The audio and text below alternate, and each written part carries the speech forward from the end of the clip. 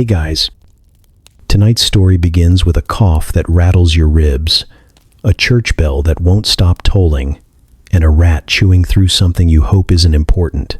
You're not in a hospital, not in your bedroom. You're in a medieval village where the Grim Reaper doesn't knock. He just moves in. The air stinks of smoke and sewage. Your food is already halfway to poison, and every neighbor looks like they've been rehearsing for their own funeral. And somehow, this isn't a nightmare. It's daily life. So before you get too cozy, take a second to like the video and subscribe, but only if you genuinely enjoy this strange little corner of quiet storytelling. And drop a comment with where you're listening from and what time it is for you. It's strangely comforting to know who else is drifting off with us around the world. And if you want to bribe the Reaper to let me keep narrating instead of yanking me into an early grave, there's a Buy Me a Coffee link in the comments. Think of it as tossing a few coins on the altar to keep the plague candles burning. Now get comfortable. Let the day melt away, and we'll drift back together into the quiet corners of the past. Congratulations, you're dead, or at least about to be. That's the reality of waking up in a medieval village, where the Grim Reaper doesn't just wait for your last breath. He's practically your roommate. Forget the Hollywood image of death as some shadowy figure with a scythe lurking in misty graveyards. In the Middle Ages, the Reaper was a full-time resident, always on the edge of your vision, perched at your bedside when you coughed, sitting next to you when you broke bread, following you into the fields, and whispering in your ear when the church bells tolled. His presence was as ordinary as hunger and as casual as the mud on your boots. You can try to ignore him, but he's here, and he isn't leaving until you do. The first thing you notice in this new life, or rather, this waiting room for death, is that everyone around you already knows him. Children barely old enough to speak can point to a funeral procession without flinching. Villagers swap stories about who dropped dead last week like we might gossip about celebrities. Life is cheap, brief, and fragile, and death is the landlord collecting rent. You wake up not wondering what's for breakfast, but whether you'll live long enough to see supper. It isn't a question of if the Reaper will take you, only how and when, and perhaps whether your corpse will be buried in consecrated ground or tossed in a pit with everyone else who ran out of luck. Your morning begins with a cough. Not a polite tickle, but a deep, rattling cough that shakes your chest like a blacksmith's hammer. Is it just the smoke from your hearth, or is it the early drumbeat of pneumonia, consumption, or the plague? You don't know. No one does. You look around and every neighbor has their own cough, limp, sore, or mysterious swelling.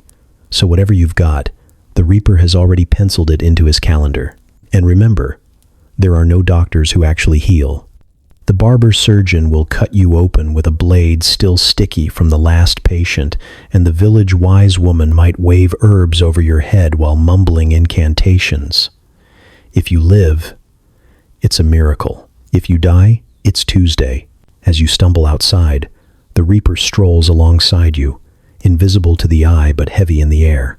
The streets are little more than open sewers, flowing with the waste of man and beast alike, and every puddle you splash through is another invitation for infection. He watches from the muck, grinning through the stench, waiting for you to scratch at a flea bite or nick your finger on a rusted nail.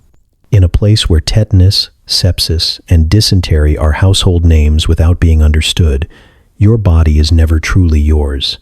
It's a temporary lease, with the Reaper listed as the rightful owner. Even if you make it through the filth without collapsing, you still have to eat, and that means playing the Reaper's favorite game, roulette by dinner plate. Your bread might be laced with mold that sends you hallucinating into convulsions, or maybe the pottage you slurp has been simmering so long it carries every disease from the last 5 fortnights.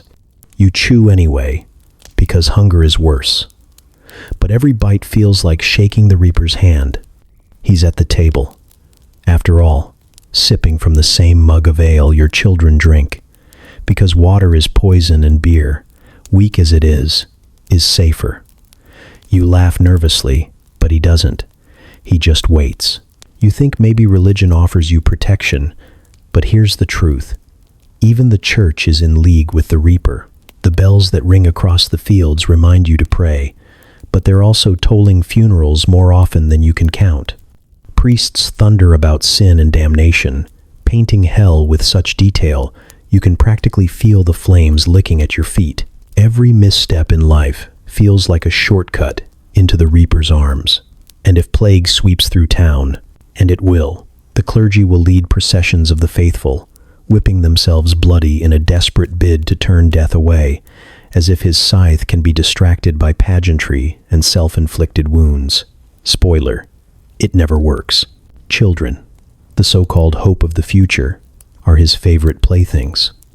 Half of them die before they ever reach 5, and parents treat each birth with a mixture of joy and dread.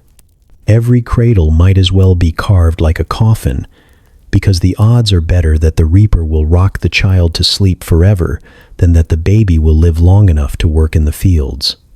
Mothers carry not only the weight of childbirth but the expectation that many of their children won't survive. When the reaper visits, he doesn't come alone. He takes a piece of everyone left behind too. And if disease doesn't get you, violence will. A farmer might bludgeon his neighbor over grazing rights. A drunk might stab you in an alley. A noble might drag you off to fight in his petty war. The battlefield is a banquet for the reaper. Arrows, swords, dysentery, starvation, exposure. Soldiers fall as fast as wheat before a scythe, and that metaphor isn't an accident. For every knight who dreams of glory, there are 100 peasants pressed into service, dying nameless, their bodies left to rot where they fell. The reaper doesn't care for heraldry. He treats kings and beggars the same, and he always eats his fill. You might think wealth or nobility grants you a little breathing room, but that's another cruel joke. The reaper loves the rich, perhaps even more, because they indulge in excess. Their teeth rot from imported sugar, their bellies swell from spoiled meats, their castles are cold stone chambers filled with smoke and fleas. They live longer than peasants on average, but that only means more years of gout, infection, and intrigue until someone poisons their wine or slips a dagger between their ribs. Privilege doesn't grant immunity, it just gives the reaper more creative ways to work. In the end, you cannot shut him out. He is at the hearth when the fire burns low, in the fields when the ox stumbles, in the church when the priest prays too loudly, and in the cradle when a baby wheezes in the night. The medieval Grim Reaper isn't a rare encounter. He is your shadow, your silent witness, your inevitable companion. And the cruelest truth of all is that medieval people knew this. They laughed, they drank, they danced, but always with death as their partner. Skeletons grinned from the margins of manuscripts. Sermons spoke more of the grave than of grace, and songs reminded everyone that no matter how strong or beautiful, the reaper had already claimed their name. So get comfortable, though comfort is a luxury here. Your odds of survival have already been repossessed. In this world, you don't outwit him, you don't outrun him, and you certainly don't outlive him. You merely exist on borrowed time, and every breath you take is a favor extended by a grinning figure in the corner, sharpening his blade. Welcome to your medieval life. The Grim Reaper is your roommate, and he never moves out. You wake up coughing. Not the kind of polite little tickle you'd dismiss in a modern morning, but a deep, wet rattle that makes your chest feel like it's collapsing in on itself. For a terrifying second, you can't tell whether you're still breathing or whether you've just crossed over. Is it a cold, the smoke from your hearth, or the first whisper of the Black Death itself? Only the Reaper knows, and he's not in the business of answering questions. He just sits there in the corner of your one-room hut, sharpening his scythe with a rhythm that matches the pounding in your skull. He's your alarm clock, except instead of dragging you to work, he's reminding you that one day, maybe today, you won't wake up at all. The straw mattress beneath you smells like a mixture of damp hay, mildew, and your own sweat. Every itch you feel might be from fleas, lice, or bed bugs, but in this world, that's just background noise. Parasites live on you, the way dust clings to shelves, unshakable, unremarkable. You stretch, though regret hits instantly. Your joints creak like warped wooden doors, and you're only 23, which in this century is basically senior citizen status. Your back aches from years of labor, and your knees throb with the memory of yesterday's field work. You glance around your hut, where family members and maybe a stray cousin or two are groaning themselves awake. Privacy doesn't exist. Everyone rises together, coughs together, and prays the reaper doesn't choose today to thin out the household head count. The morning air is freezing, creeping in through cracks in the timber walls like icy fingers. You pull your wool blanket tighter, but it's no help. The thing hasn't been washed in months, and at this point, it weighs as much as a small animal from layers of grime. It smells like smoke, sweat, and maybe goat, because the goat sometimes shares the hut with you. Everything is shared here. The food, the space, the sickness. Especially the sickness. A sneeze in the corner is everyone's problem. The reaper leans against the wall, smiling. He's got time. Hunger pushes you out of bed, though calling it a bed is generous.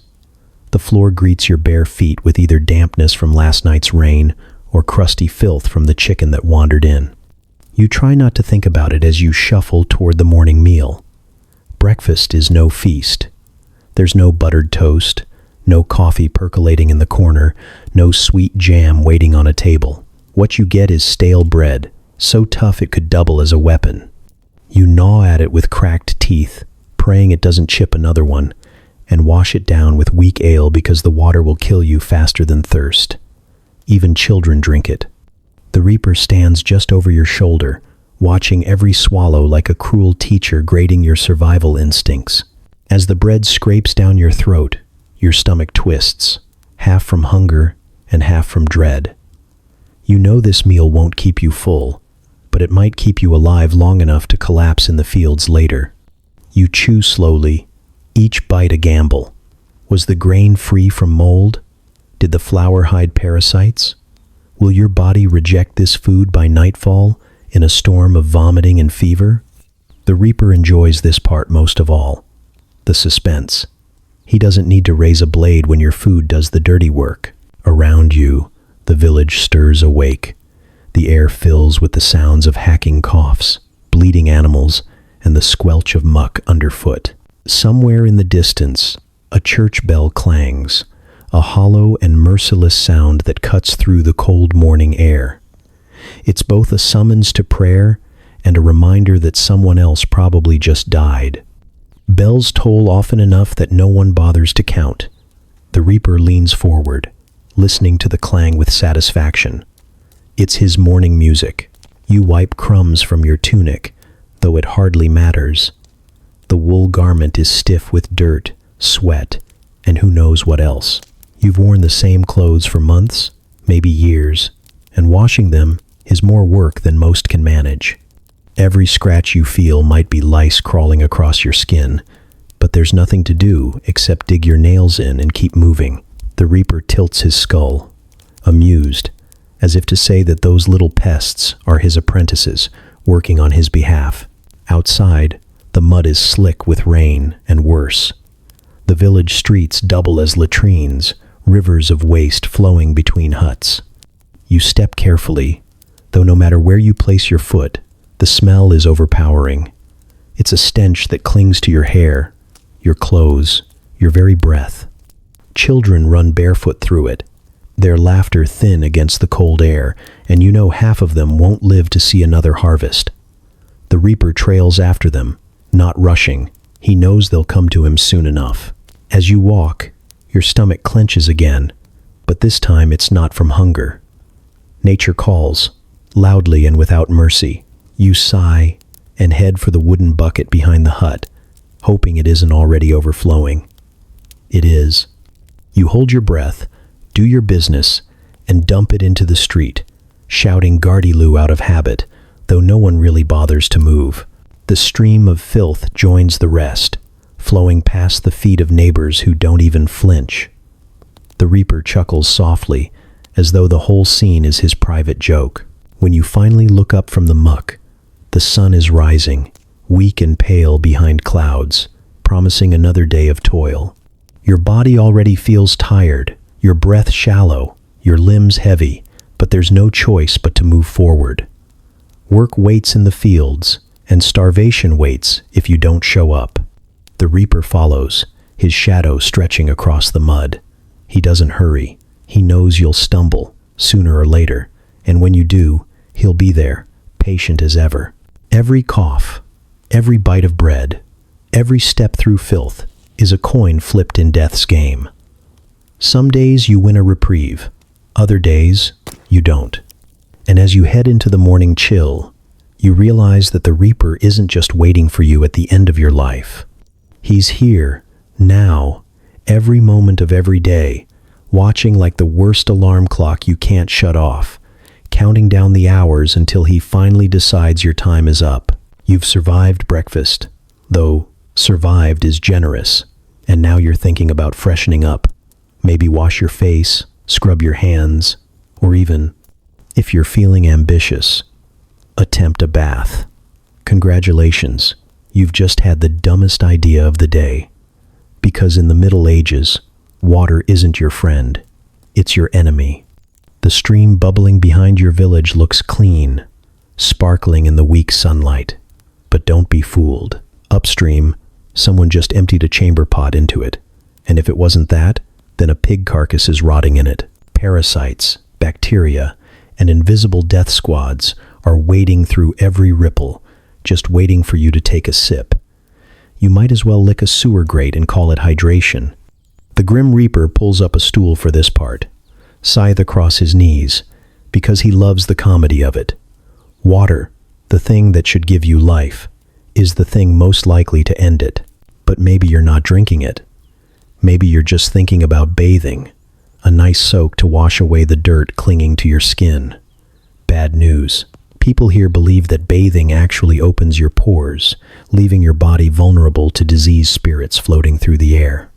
The logic goes, dirt is protective, filth is armor, and if you scrub it off, you've just invited death to stroll right in. So most people don't bother. You build up a crust of sweat, smoke, and grime like a medieval force field, and after a while, no one even notices because they all smell exactly like you. Well, not exactly. Some are more goat, others lean rat, but the general fragrance is barnyard with notes of despair. Communal bathhouses do exist in towns, but those are worse. For one thing, heating the water is expensive, so it's lukewarm at best, the perfect temperature for bacteria to breed like rabbits. For another, bathhouses quickly become less about bathing and more about gossip, scandal, and the kind of extracurricular activities the church writes very angry sermons about. Priests rant about them being dens of sin, so a lot of towns just close them down entirely, which leaves you with your bucket, your barrel, or maybe a quick splash of rainwater you caught in a pot left outside. That rainwater, by the way, has been sitting open for days, collecting bird droppings, mosquito larvae, and whatever fell in during the last storm. Still want to feel refreshed? The Reaper hopes you do, so you decide to tough it out. Who needs water anyway? You can live dirty, except the dirt isn't neutral. It's alive. Fleas nest in your hair, lice crawl in your clothes, bedbugs swarm your straw mattress, and none of them are just biting you for fun. They're tiny couriers, delivering the Reaper's invitations one nibble at a time. One flea bite might carry the plague. One louse could spread typhus. Even if they don't kill you immediately, they'll keep you scratching until your skin is raw, broken, and oozing. And in a world without antibiotics, that little cut isn't just an annoyance. It's a doorway. An infected wound swells, darkens, and festers until it takes your whole arm with it. You don't heal, you rot. Everywhere you go, you're surrounded by people scratching themselves absent-mindedly, in church pews, at market stalls, in their huts. No one even bats an eye when a farmer pulls up his sleeve to reveal an arm scabbed over with bites, or when a mother uses the corner of a spoon to dig at her scalp until blood beads along her hairline. Parasites are universal, the one true equality of the age. Noble, peasant, priest, everyone itches. And the reaper?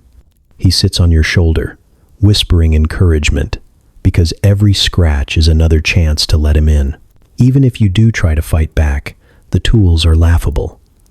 Soap exists, but it's not the foamy lemon-scented bar you're imagining. It's a hunk of harsh lye that burns your skin raw, smells like rancid fat, and leaves you with hands as dry and cracked as a drought-stricken field. Laundry means hauling buckets of water from the well, heating it over a fire, and scrubbing clothes against a wooden board until your knuckles bleed.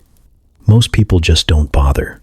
They wear the same stained, stiff tunic day after day until it falls apart, then replace it with another equally miserable one. Shoes, if you even own them, are untreated leather that rot through in months, leaving your feet as filthy as the ground itself. In this world, clean is relative. Maybe you once a year shave your head to cut down on lice, or dunk your body in a stream during midsummer when everyone else is doing it too.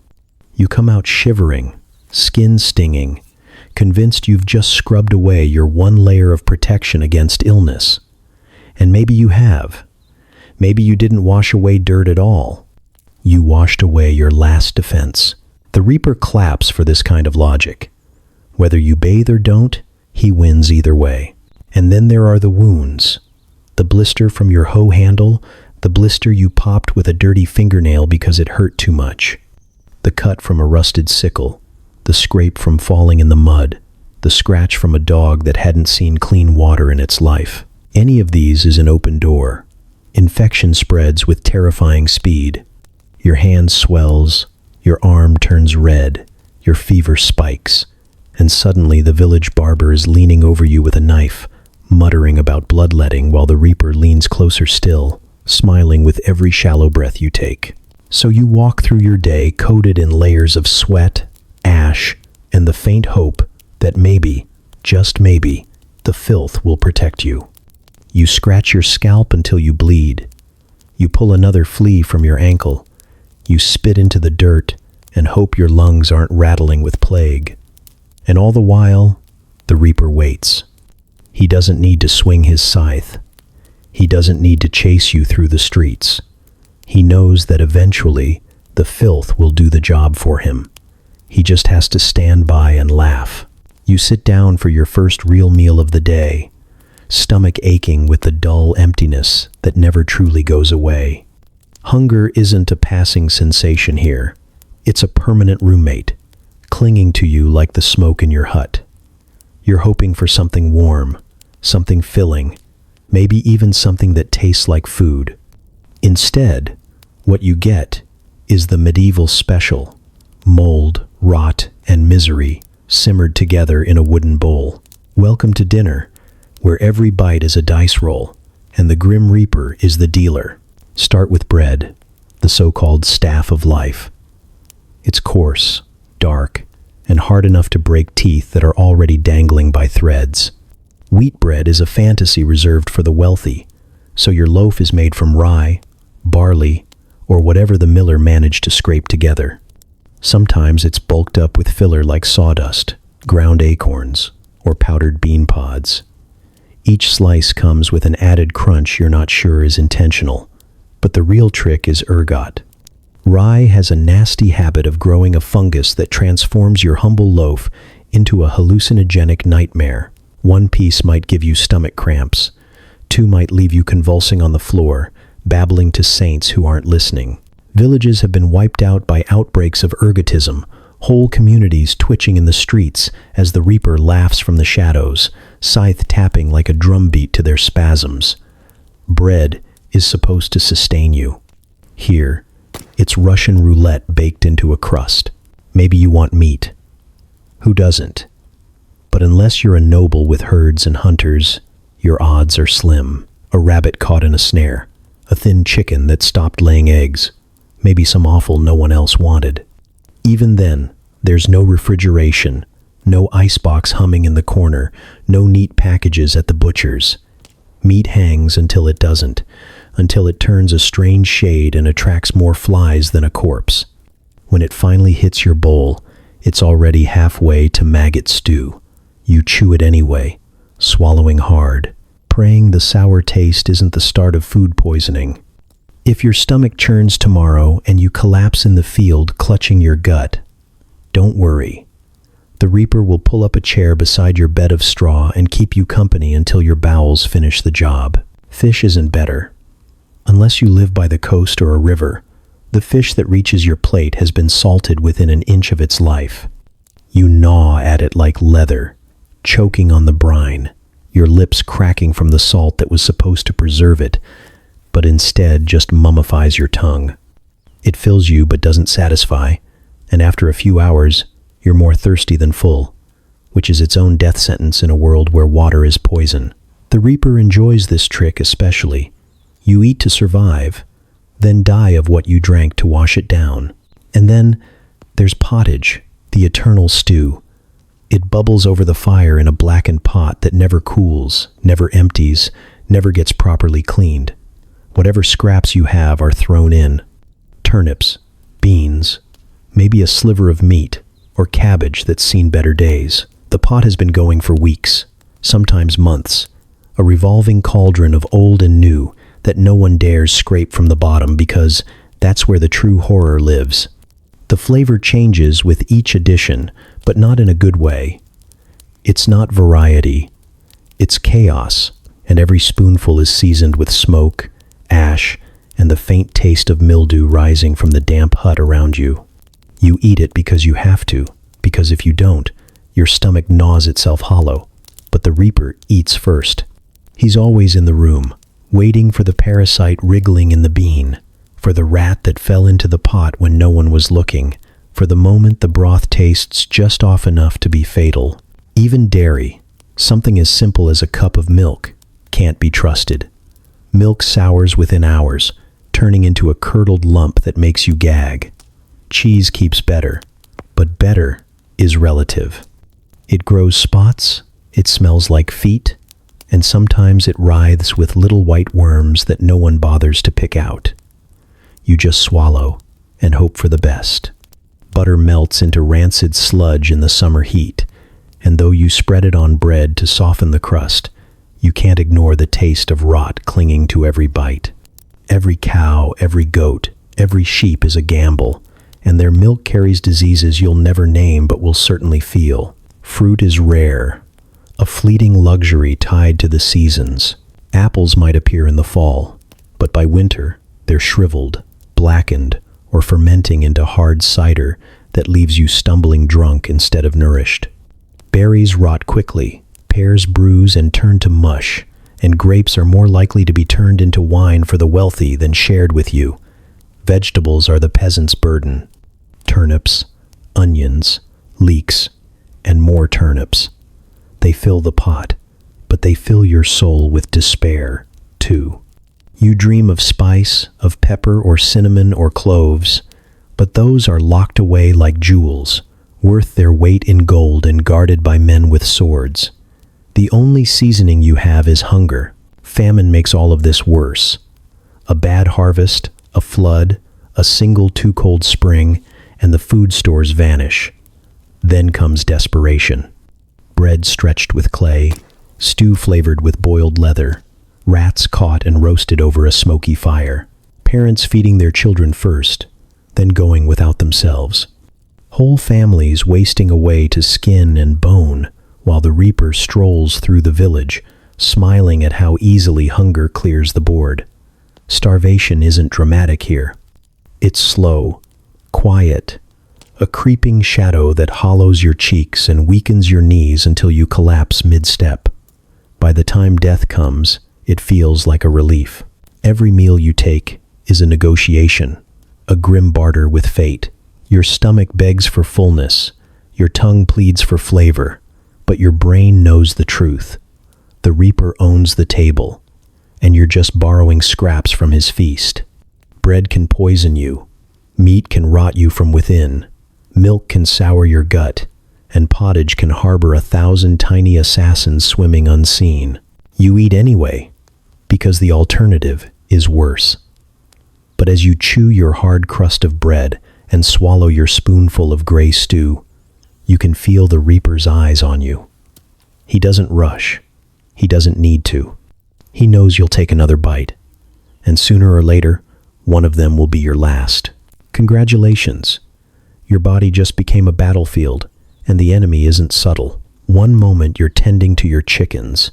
The next you feel a strange ache behind your eyes, a weakness in your knees that doesn't feel like the usual exhaustion.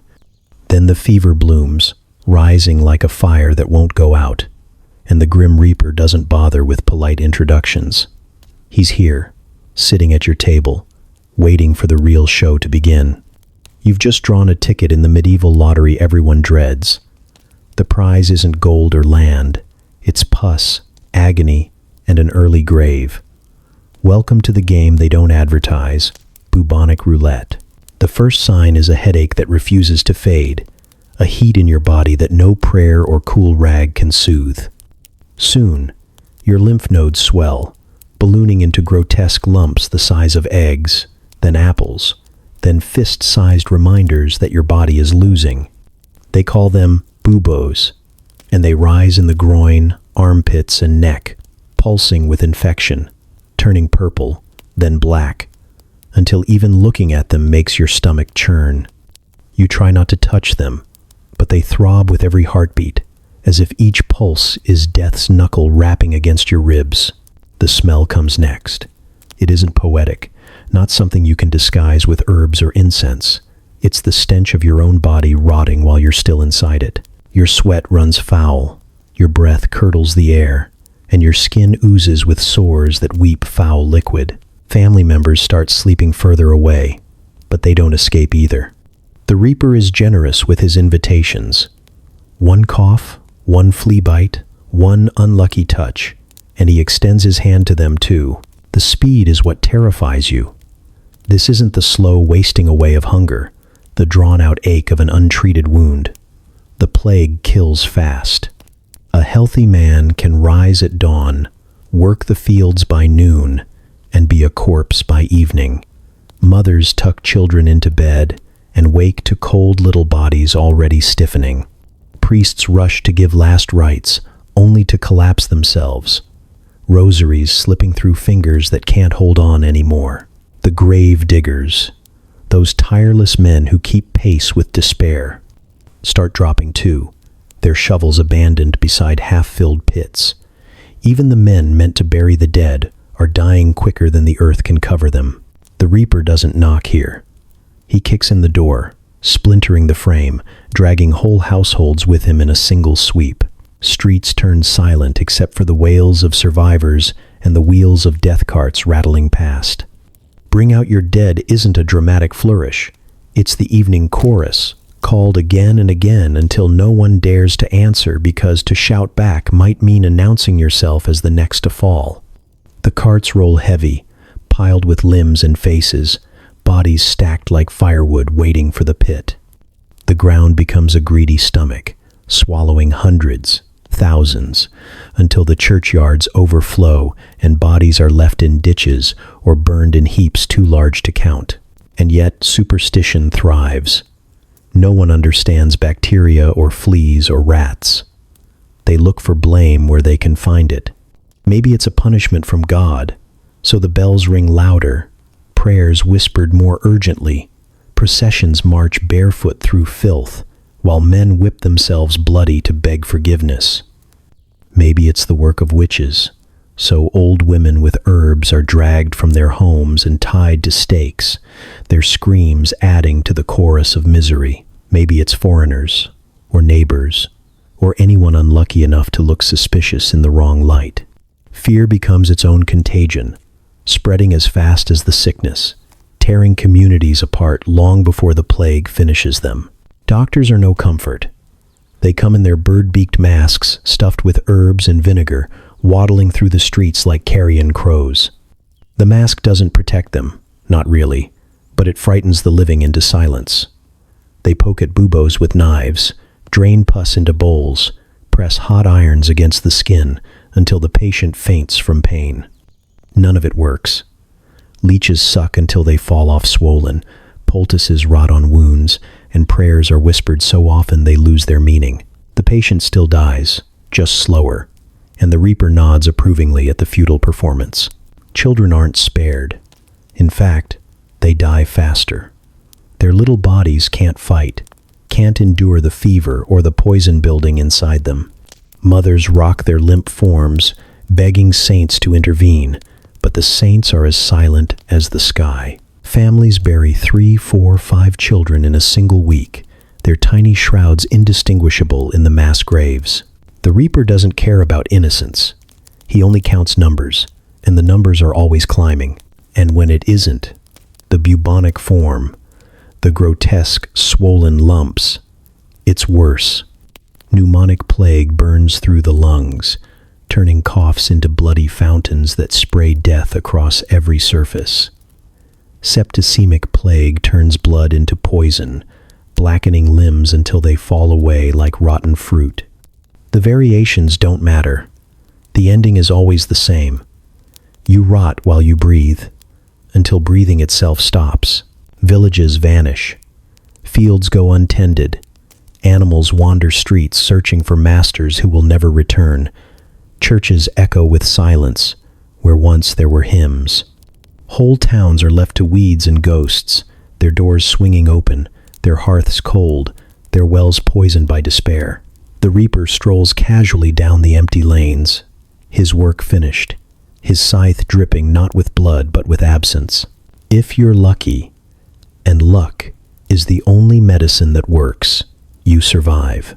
Maybe you caught it and your body fought back, leaving scars and memories but not death. Maybe it skipped your hut, passed over your bed, decided your neighbor's child looked tastier. But survival comes with its own curse. The village you knew is gone. Your friends, your family, maybe even your children are silent now.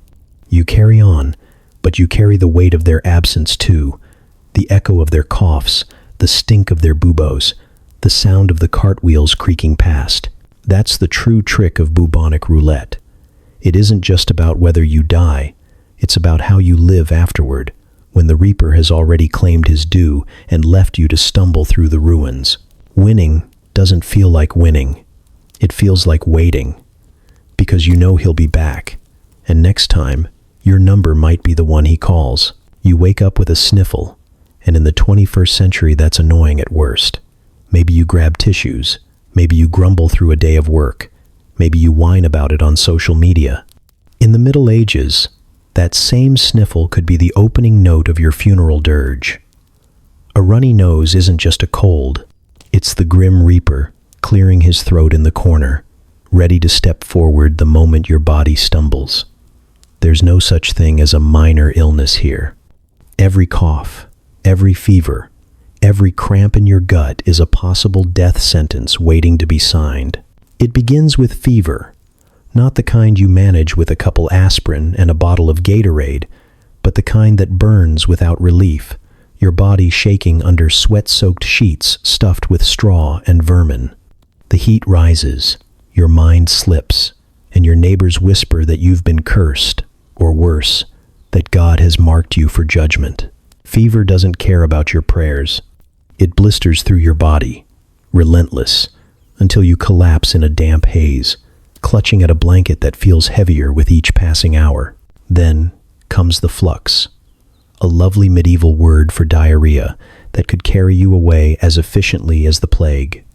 A stomach ache means hours of retching, days of weakness, and the ever-present risk of dehydration. Clean water is a fantasy. Whatever you sip is already laced with parasites. Your body purges until it's empty, and still it doesn't stop. In modern terms, it's food poisoning. In medieval terms, it's the reaper ladling another bowl of misery into your already broken stomach. Parents watch their children with sunken eyes, little bodies shriveling as quickly as candles burning to stubs, and no one calls it anything but God's will. And then there are the infections. You don't think much of that toothache at first, just an ache in your jaw, a tenderness when you bite down on that brick of barley bread. Days pass, and the pain sharpens. The gums swell, pus oozes, Your cheek balloons until your face looks like it's been struck by a club. You beg for relief, but there's no dentist with drills or numbing agents, just a barber with rusty pliers and a towel to wipe your blood on. The tooth is yanked with a snap. You scream into the night, and if you're unlucky, and most are, the infection slides into your bloodstream. Sepsis doesn't announce itself with fanfare. It simply tightens around your chest, weakens your limbs, and kills you while the barber pockets his fee. Medicine, such as it is, doesn't save you. It tortures you politely. The humors must be balanced, they say, so your fever must be caused by an excess of blood. The cure? Drain it. A vein opened with a blunt blade, blood flowing into a bowl until you're weaker than the illness itself. Sometimes they strap leeches to your skin, little parasites sucking greedily while the physician nods with satisfaction. If you survive, it's not because they healed you. It's because your body managed to stagger on in spite of their efforts. And if you don't, the Reaper leans in and thanks them for softening his job. Barber surgeons stand proudly in the marketplace, their red and white poles swirling outside as symbols of their trade. That pole isn't decorative. It's a reminder of blood and bandages, a cheerful carnival sign for a man who might cut your hair in the morning and amputate your arm by afternoon. There's no sterile steel, no anesthesia, just iron tools and strong arms to hold you down while the saw bites into bone. Screams echo from their little stalls, and the line of patients doesn't shorten, because when you're dying of flux or rotting from a wound, even butchery feels like hope. The Reaper watches with delight, leaning over their shoulders, guiding the blade, waiting for the inevitable slip that makes survival impossible. What makes it worse is that no one knows what's happening. There's no germ theory, no microscope, no understanding of bacteria or viruses. Disease is miasma, bad air, God's punishment, or the devil's whisper. Treatments are guesswork laced with superstition. Herbal poultices smeared on festering wounds, prayers whispered over boiling urine, charms hung around your neck to scare off spirits that never existed. Each ritual is a gamble, each cure as dangerous as the sickness. You're as likely to die from the treatment as from the illness itself, and often both conspire to finish you off together. Children fall to fevers as easily as leaves fall in autumn. They go to bed with a cough, and in the morning they're still. Mothers wail, fathers bury, siblings stare wide-eyed knowing they might be next. Old men don't last much longer. Their joints ache, their lungs rattle, and a single cold can carry them away faster than a sword wound. Even the strong, the young, the healthy crumble when the flux grips them or a festering scratch blossoms into infection. Nobody is spared. The Reaper doesn't play favorites. He plays percentages, and the odds are always stacked against you. Imagine shivering through the night, wrapped in filthy wool, your belly cramping, your mouth dry, and a priest sitting beside you, because even he thinks this might be your end. He whispers the last rites, sprinkles holy water that smells faintly of mildew, and tells you to confess quickly, not because he believes in your recovery, but because he knows death is already in the room, sitting cross-legged at the foot of your bed, smiling with his hollow grin. Your prayers are less about healing and more about bargaining for the afterlife, because everyone knows survival is a coin toss, and you've already lost half your strength. That's the cruelest part. The small things kill you. It's not always war or famine or plague that drags you to the grave. Sometimes it's a sniffle, a stomachache, a tooth. The things you dismiss today as inconveniences are the very things that write your obituary in medieval ink. And while you lie sweating, shivering, or screaming under the barber's knife, the Reaper waits patiently, never in a hurry, always ready to claim you. Because here, even the smallest sickness carries the weight of finality. In this world, every cough is a gamble, every fever a warning, every cramp a prelude to death, and the Reaper never tires of watching you lose. Congratulations. You've just been born in the Middle Ages, which means you're already in overtime. The moment you let out that first shriek, the Grim Reaper leans in close, curious, waiting, practically licking his bony lips. He doesn't need to swing his scythe dramatically. He just sits back and watches because statistically, there's a 50% chance you'll be his before you've learned to speak your first word. Childhood isn't a promise. It's a gamble, and most don't win.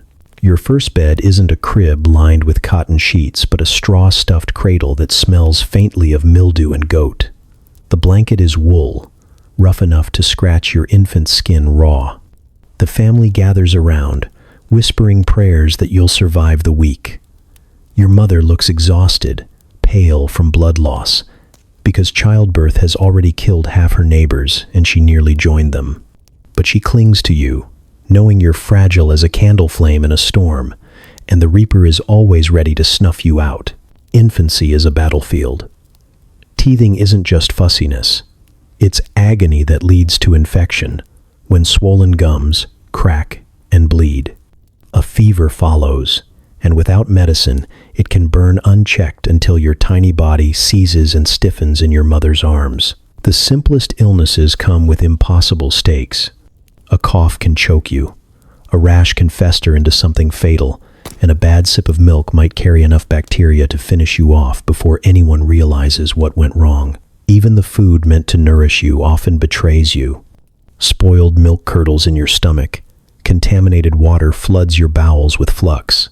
And mothers desperate to keep you quiet will dip bread in beer, because at least the weak ale won't kill you immediately. Measles sweeps through villages like wildfire, claiming one child after another. Pox scars small faces, if they live long enough to scar at all. Mumps swell, throats shut, choking breath from tiny lungs. The Reaper doesn't discriminate. He strolls through cottages, peering into cradles, scooping up whichever child is unlucky enough to catch the next wave of sickness. Parents don't ask if their children will survive the year. They ask how many will make it to spring. The graveyards overflow with tiny mounds, each marked with a simple wooden cross that will rot away faster than the memory of the child it honors. If you survive long enough to totter barefoot in the dirt outside, the dangers only multiply. Falls, burns from the cooking hearth, bites from diseased animals.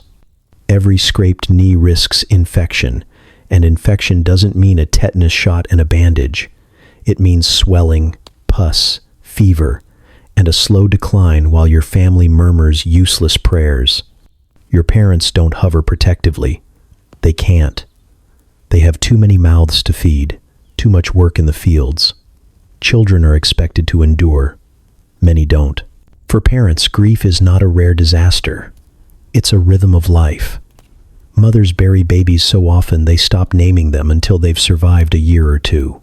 Fathers dig tiny graves with calloused hands, lowering bundles of cloth into the earth before returning to plow fields that still need tending. Tears are shed, but the work never stops, because mourning doesn't fill empty bellies. Every family knows loss intimately. It isn't tragic in the way modern minds think of it. It's expected. The Reaper is the third parent in every home, always present, always watching. Sometimes entire households are struck at once. Illness doesn't pick one child. It picks all of them. A fever burns through a cottage, leaving one small body after another still and silent. Mothers sit in smoky rooms, holding one infant, while another coughs blood in the corner. Priests move from house to house reciting last rites like a rote chant, his Latin words blurring together, as if preparing children for death is just another part of the day's chores. The few children who survive carry scars from those early battles, their faces pocked, their limbs thin and frail, their eyes carrying the weight of siblings lost. By 5 years old, they've already seen more funerals than birthdays. They learn not to attach too deeply because everyone knows the Reaper can pluck away a friend or sibling before the next harvest. Childhood isn't innocence. It's survival training in miniature, each year bought by luck and stubbornness. And yet, amid all this, children still laugh, play, chase chickens in the mud, or hurl stones in mock battles. They cling to joy even as the odds weigh against them. Parents watch with quiet caution, never daring to feel too secure. A child's laugh is as fleeting as a bird's song, beautiful for the moment, gone in the next. The reaper lets them play, lets them run wild for a while, knowing his turn always comes. What makes it crueler is how quickly life shifts from cradle to coffin. One day a child is toddling in the yard, the next day they're pale, feverish, eyes glassy, and gone before the sun sets again. No warning, no preparation, just a hole in the earth, another small mound, another name whispered into the dark. Cemeteries spill beyond churchyards, rows of markers blending together, anonymous as the children they once represented. Death is so common, it erases individuality, swallowing each short life into silence. The medieval world never stops reminding you that children are the reaper's favorite snack. He hovers over every cradle, strolls through every nursery, and walks hand in hand with every mother. If you're lucky, you make it to 5. If you're luckier, you survive to adulthood. But luck is the only word that matters, because no amount of prayer or love or labor can guarantee tomorrow. Childhood is not a phase here. It's a wager. And more often than not, the reaper wins. The day begins before the sun has fully risen, and already you feel older than your years. Your body isn't built for leisure. It's built for labor, bent and twisted by the fields that demand every ounce of your strength. You wake up sore, hungry, and shivering, only to walk straight into soil that refuses to yield without blood and sweat mixed in. There is no choice in this. You don't farm because you love it. You farm because if you stop, you starve. And as you drag yourself into the fields with a wooden hoe and calloused hands, you're not alone. The grim reaper walks beside you, his scythe glinting, not to cut grain, but to measure how long it will take before you fall face first into the furrows. The work never pauses. From the moment you can hold a tool, you are part of the rhythm, hacking weeds, sowing seed, carrying buckets of water from the stream. The ground doesn't forgive mistakes, and neither do the tools. A misstep with a rusty sickle slices your leg. You try to ignore it, but the wound festers, swelling red and hot. There's no antiseptic, no bandages beyond a rag tied tight, and the cut that might have been nothing in another century soon becomes a death sentence as infection creeps like wildfire. Some neighbors swear by poultices of herbs or the blessing of a priest, but none of it stops the fever when it comes. You don't die quickly. You rot from the inside out, while the crops continue to demand attention. Every harvest season is a race against time. The weather is fickle, the soil stingy, and one bad week of rain or sun can erase months of labor. Entire families stagger into the fields with hollow eyes, knowing that too little grain means a winter spent gnawing on bark or boiling weeds into something barely edible. And the cruel part is that even when the harvest is good, it's rarely yours to keep. The Lord takes his share, the church demands its tithe, and what's left may not be enough to feed you until spring. You are a tenant on land that never truly belongs to you, paying rent with your spine, your blood, and your children's future. Starvation is always waiting, a shadow on the horizon that creeps closer when a harvest fails. The reaper doesn't need to cut you down directly, he just withholds. He watches as your belly shrinks, your bones protrude, your muscles weaken until even walking to the field feels like dragging a corpse. Famine doesn't arrive with drama. It arrives quietly, meal by meal, as portions shrink, bread grows thinner, and pottage turns to watery sludge. Hunger makes people desperate. Neighbors steal, families hoard, and those unlucky enough to be caught poaching a rabbit from the Lord's forest risk not just punishment, but execution. The reaper doesn't care how he gets you. He'll take you starving. He'll take you bleeding. He'll take you collapsed on the field. And yet, day after day, you keep working. Children join as soon as they can walk steadily, hauling kindling or pulling weeds with tiny hands. Women bend over the soil after hours of cooking and mending, their backs breaking under double duty. Men push through fatigue until their joints grind like stones. Everyone is exhausted, but exhaustion is simply the tax of survival. There are no breaks. There are no weekends. There is sunrise, sunset, and the aching in your bones that never leaves. Accidents are common, and each one is a handshake with death.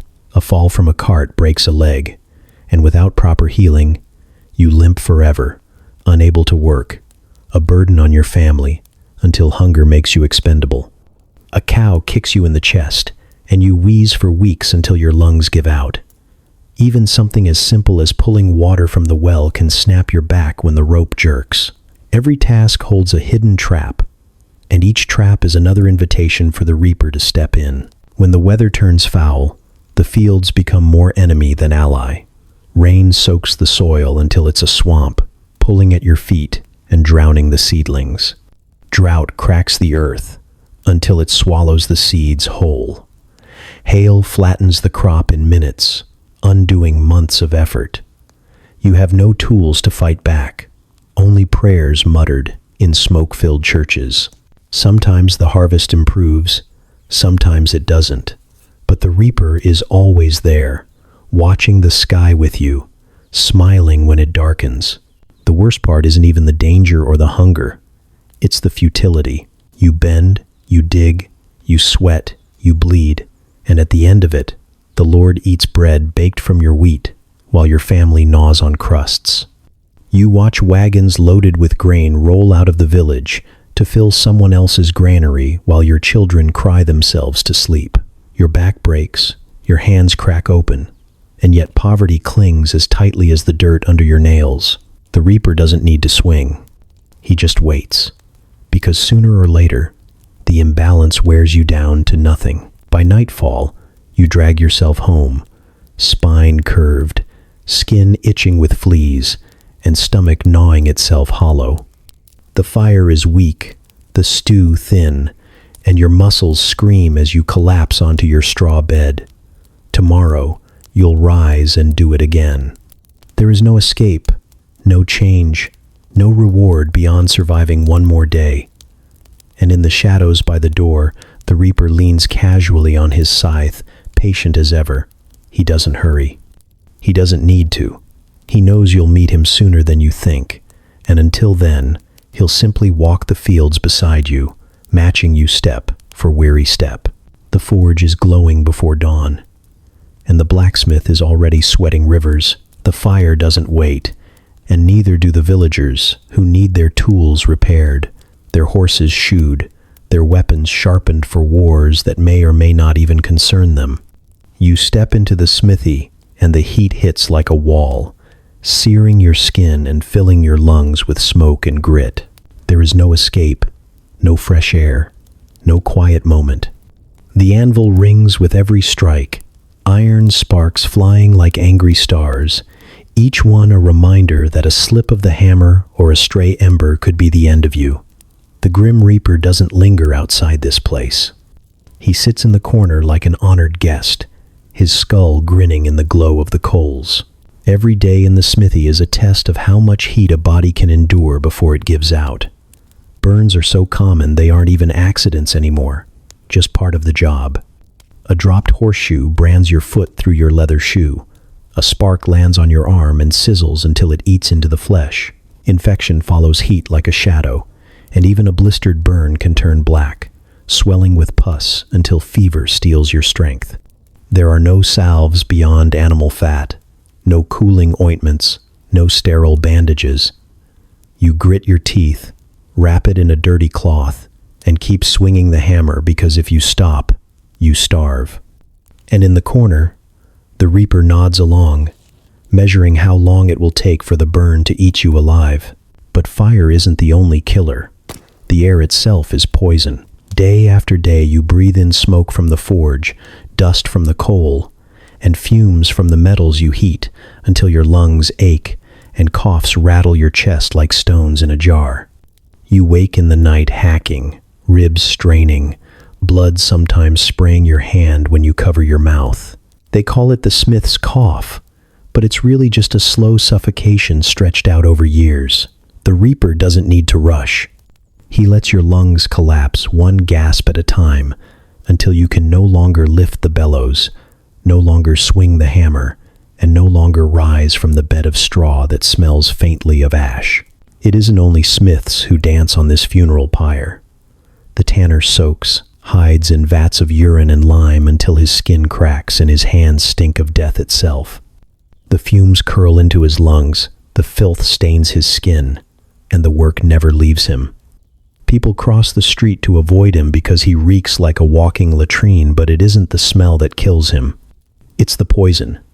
The chemicals seep through his cuts, the rot climbs into his bloodstream, and the cough rattles in his chest just the same. The Reaper trails him with every load of hides he hauls, whispering with every ragged breath. The miner digs his grave before he's even dead. Down in the tunnels, the air is stale, the light dim, and the rock always threatening to fall. One wrong strike, one shift in the stone, and the ceiling comes down, crushing men into pulp in seconds. But even if the collapse doesn't take him, the dust will. Every breath drags grit into his lungs, coating them until he coughs black. His body grows crooked from hours hunched in narrow shafts, his muscles wasting even as his bones bend under the strain. And when he finally emerges into the daylight, his face smeared with soot and sweat, he doesn't look alive so much as halfway to the grave already. Each trade offers its own version of slow death, but they all end the same way, early. You don't see many old smiths or tanners or miners. You see broken men coughing in doorways, bent spines creaking, hands scarred beyond recognition. You see widows with children clutching skirts, their fathers buried before 40. You see the Reaper lean against the doorframe of every workshop, comfortable, certain he won't be waiting long, and yet the work goes on. There's no choice. You don't get to say, "This job is dangerous, I'll find something safer." Safer doesn't exist. Farming breaks your back, weaving blinds your eyes, carrying water wrecks your joints. Every path ends at the same grave, the only difference being whether you're buried smelling of soot or of soil. The Reaper isn't picky. He'll take you with singed hair or cracked nails, with lungs full of dust or bellies hollow from famine. At night, the blacksmith staggers home, arms trembling from swinging the hammer, chest burning from smoke, and skin speckled with burns that never fully heal. He eats a crust of bread, drinks a thin ale, and lies down, only to cough until his body curls in pain. He tells himself he'll live to see his children grow, that the work will provide, that maybe tomorrow will be lighter. But in the corner of the room, the Reaper sits patiently, his grin unwavering in the darkness. The fire may die down in the forge, but it keeps burning in the body, smoldering in the lungs, gnawing at the bones. And whether it comes by flame, by poison, by collapse, or by the silent choke of years breathing dust, the result is always the same. The Reaper doesn't have to swing a scythe here, he just lets the work finish you off. The dream of knighthood sparkles in songs and stories, but by the time you're standing on a battlefield with your stomach churning and your visor fogging with sweat, the shine is long gone. The truth is that armor is not a shield against the things that really kill you. It's heavy, suffocating, and it rusts the moment it touches rain. You can barely lift your arm after hours of marching. Your thighs burn from the weight, and the smell inside your helmet is a mixture of stale breath, blood, and despair. Armor can deflect a sword, sure, but it cannot stop dysentery that leaks through your body day after day, or the fever that boils you alive in your own skin. The Reaper doesn't need to pierce your mail. He just waits until your bowels betray you in the mud. You don't start a battle with glory. You start it with waiting. The sun rises over a field already buzzing with flies, banners flap in the sour wind, and the men around you fidget with weapons they've sharpened 100 times. Some whisper prayers, others mutter curses, and most just stare straight ahead, trying not to imagine their ribs being cracked open by a mace. The smell of latrines mixes with the stink of sweat, and you realize half the army is already sick before the fighting even begins. Coughs echo in the ranks, men doubled over with flux or vomiting into the grass. When the trumpets sound, you march not toward victory, but toward a mass grave that just hasn't been dug yet. On the field, chaos rules. Arrows hiss from the sky in black waves, and you can't block them all. One slips through a gap in your armor, buries itself in your flesh, and suddenly, infection is just a matter of time. The surgeon waiting behind the lines isn't armed with clean tools or antiseptic. He has a knife that's never been scrubbed and a bottle of wine to dull the edge of agony. If the wound doesn't kill you, the cure will. You might survive the spear thrust but die 2 weeks later when the pus in your leg spreads through your body, burning you with fever until you collapse in a fever dream, clutching the sheets of a camp bed that stinks of other men's sweat. And if the weapons don't reach you, hunger will. Campaigns stretch on for weeks, sometimes months, and supply lines are dreams spoken in council tents. You eat hard bread soaked in rancid fat, if anything at all, and drink water that tastes like the bottom of a swamp. Soldiers on both sides rot from the inside out, bellies bloated with parasites, lips cracked from dehydration. The reaper doesn't even have to swing his scythe. He just lets you drink the wrong stream or chew the wrong bite, and your body finishes the work. Knights may think themselves apart, wrapped in steel and sitting high on their horses, but the battlefield doesn't care for titles. Horses panic, bolt, or collapse under the weight of both man and armor. A knight thrown to the ground is nothing more than a turtle flipped on its back, legs kicking while enemies swarm. The lucky ones die fast, skewered by a pike or crushed by hooves.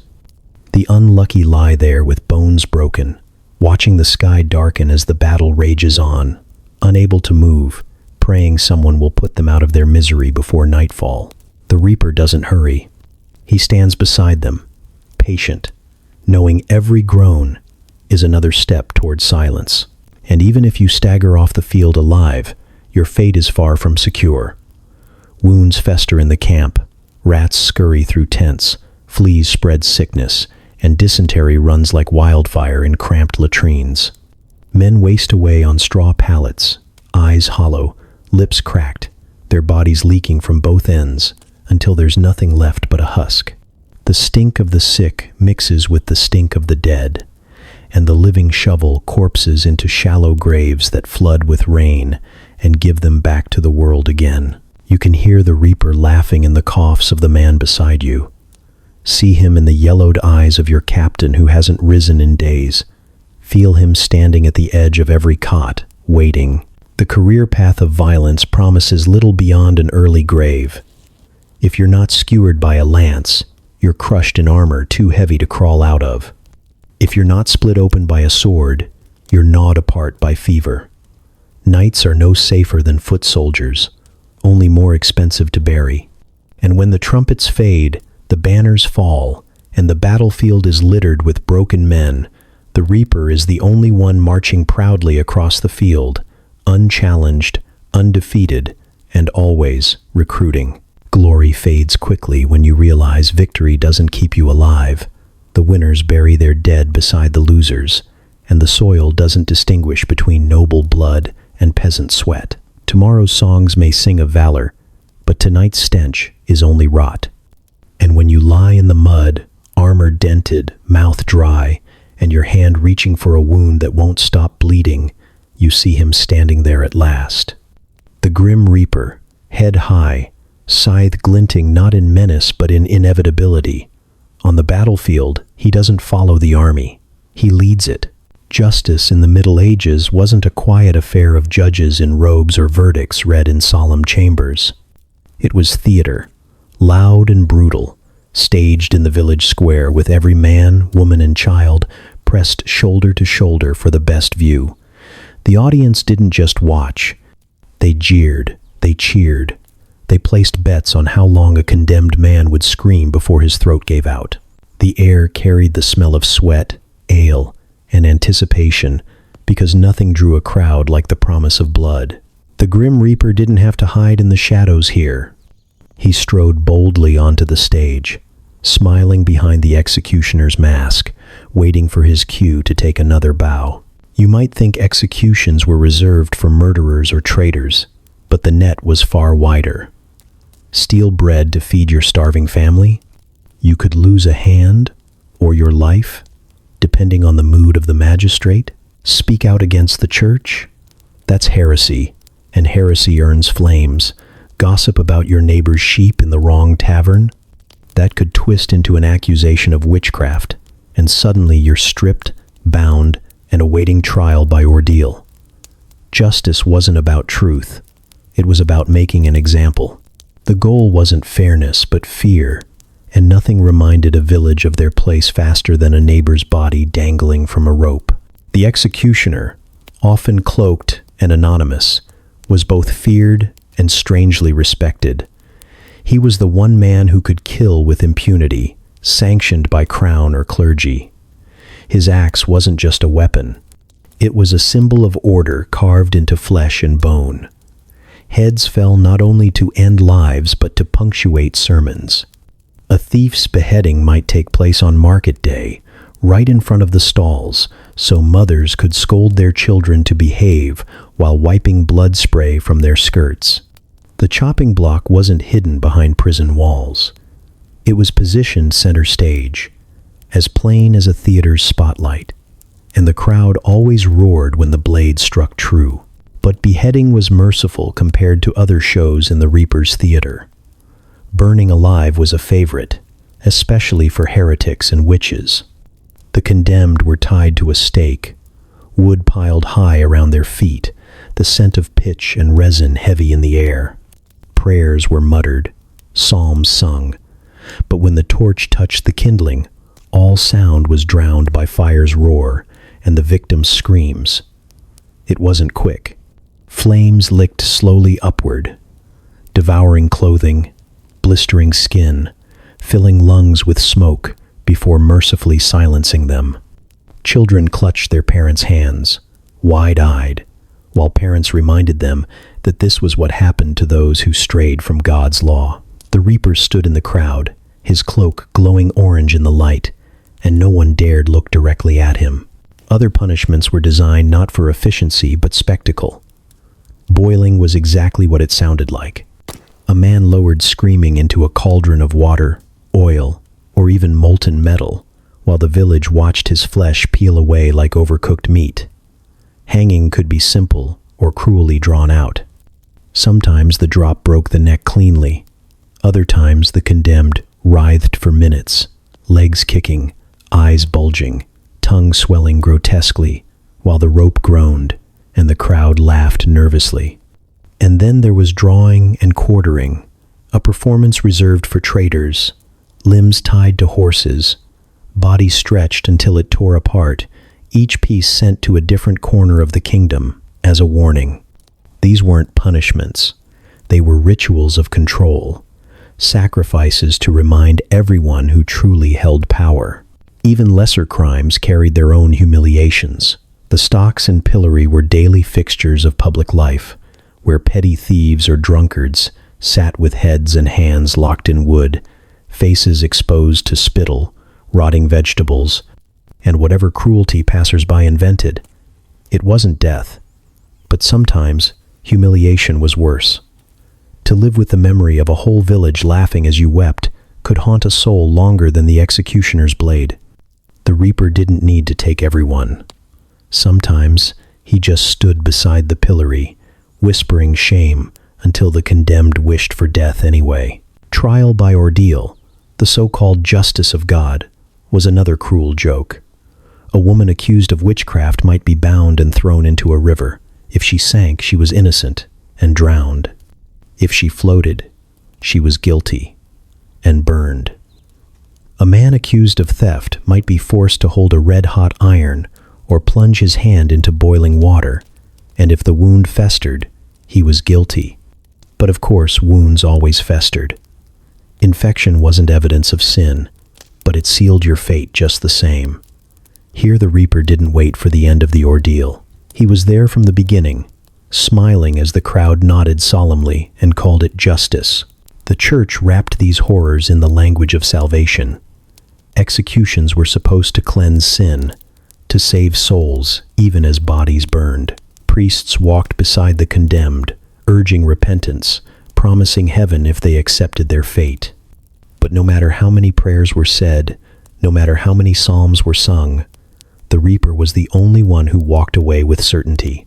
He took the soul regardless of its confession, his harvest richer for the ritual that delivered it.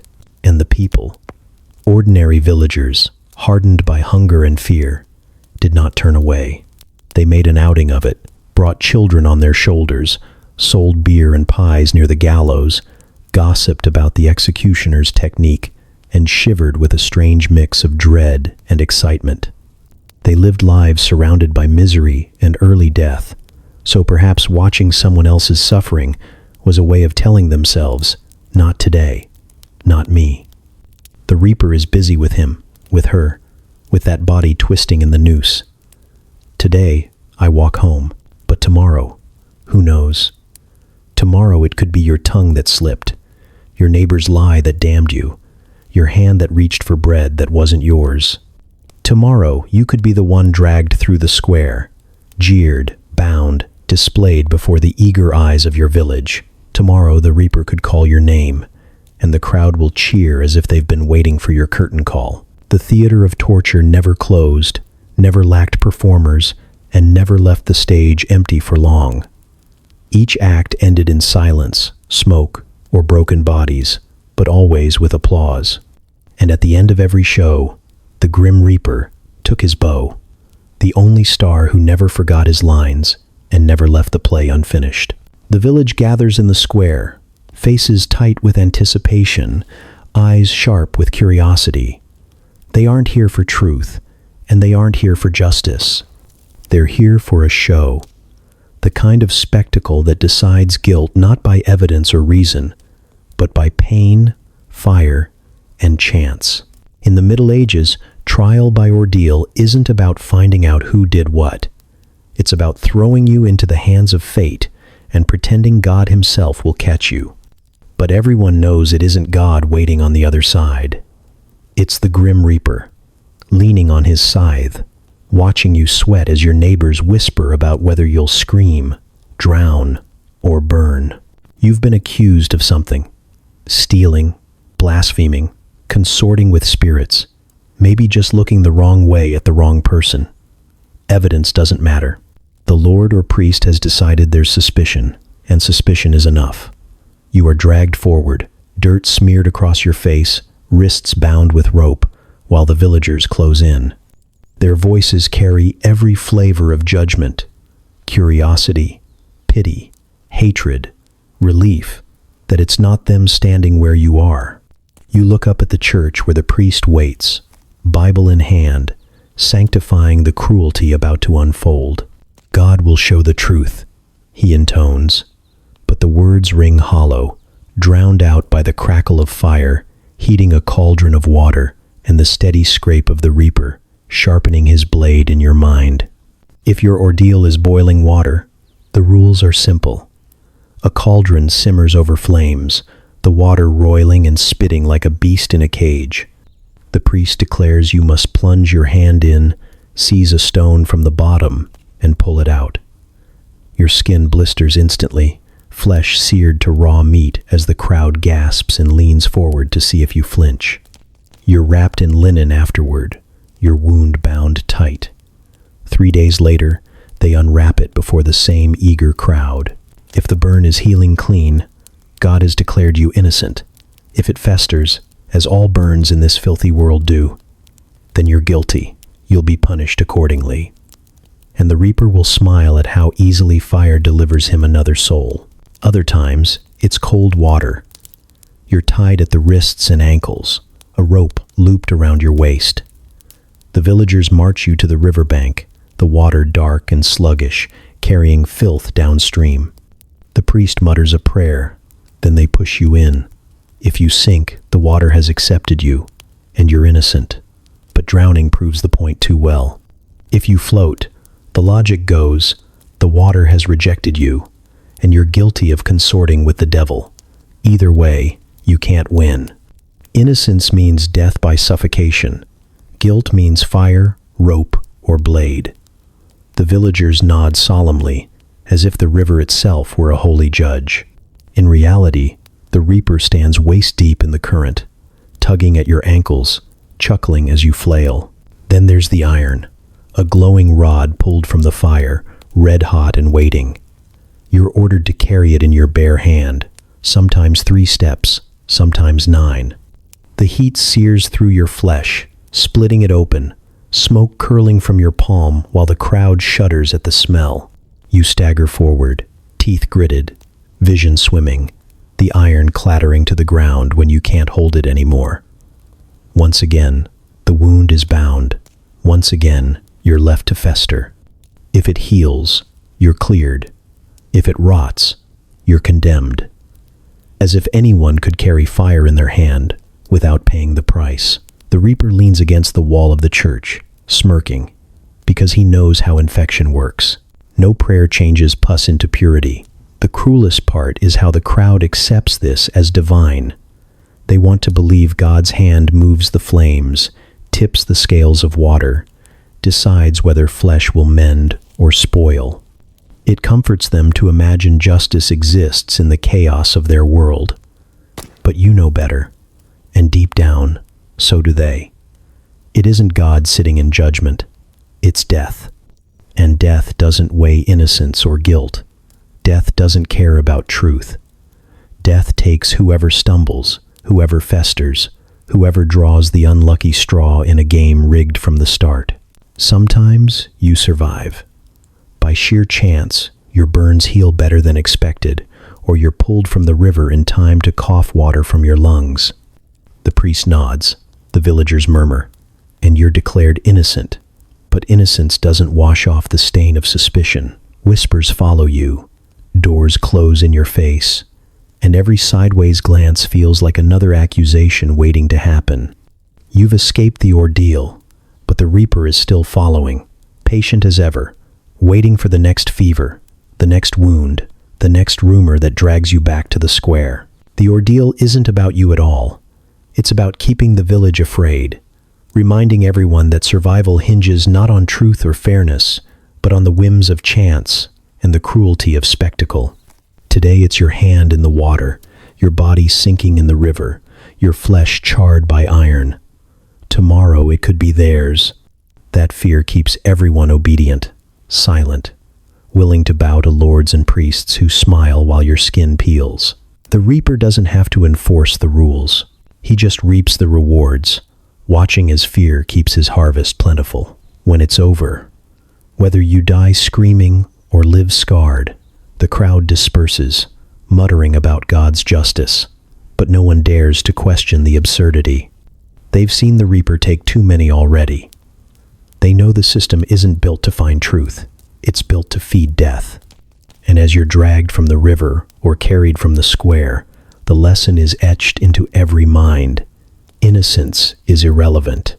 The reaper is the only judge that matters, and he never loses a case. The law in the Middle Ages isn't inked in books or argued in courts. It's carved into flesh and bone. Justice isn't blind. It's brutal, loud, and eager for witnesses. Every punishment is performed in front of the village, every sentence an open reminder that the rope, the whip, and the fire are waiting for anyone who steps out of line. And the Grim Reaper? He doesn't sit behind the judge's bench. He stands in the square with everyone else, grinning while the condemned weep. Here, he is the real constable, the true enforcer, and no one forgets it. Petty crimes bring heavy punishments. A man caught stealing bread may find himself dragged to the gallows, the same rope coiled for traitors and murderers looped around his neck. The crowd gathers because execution isn't just punishment, it's entertainment. Mothers hoist children onto their shoulders, vendors sell cups of ale, and everyone cheers when the condemned stumbles up the ladder. A slip of the foot, a snap of the neck, and silence drops for only a moment before the chatter begins again. Did he deserve it? Did he steal too often? It doesn't matter. The reaper adds another name to his ledger, and the villagers shuffle home, reminded that hunger isn't an excuse, and desperation doesn't grant mercy. Not all punishments kill outright. Sometimes humiliation is the chosen weapon, a slow-burning cruelty meant to linger long after the sentence is carried out. A gossiping woman might be forced to wear an iron bridle, an ugly mask clamped over her face with a spiked plate pressing against her tongue. Every word she tries to speak tears her flesh. Every sound becomes a whimper. Every glance from her neighbors another lash of shame. Or perhaps her nose or ears are cut away, a permanent warning carved into her face. For the rest of her life she walks the streets marked, her own body turned into a signpost that reads, "Obey or suffer." The reaper trails her closely, because wounds fester, blood doesn't always stop flowing, and even survival carries its own kind of death. Thieves who aren't executed might lose their hands. The blacksmith's hammer comes down, and the hand is severed in a spray of blood, the stump cauterized with hot iron, while the crowd flinches and leans closer all at once. Beggars, already broken by hunger, are blinded to ensure they remain dependent, shuffling in darkness with bowls outstretched. Even liars and cheats face branding, letters seared into skin as eternal scars. Every punishment is a performance, but the actors don't leave the stage alive or whole. The reaper claps softly from the sidelines, never bored, because each show ends with him gaining another soul, or at least another broken body leaning into his arms. The lash is another favorite. Whippings in the square draw as much attention as executions, the crack of leather echoing against stone walls, the condemned tied to a post until their back is flayed raw. The whip tears through cloth, through skin, through muscle, until the ground is wet and slick. Some collapse and never rise again, their bodies too weak to withstand the punishment.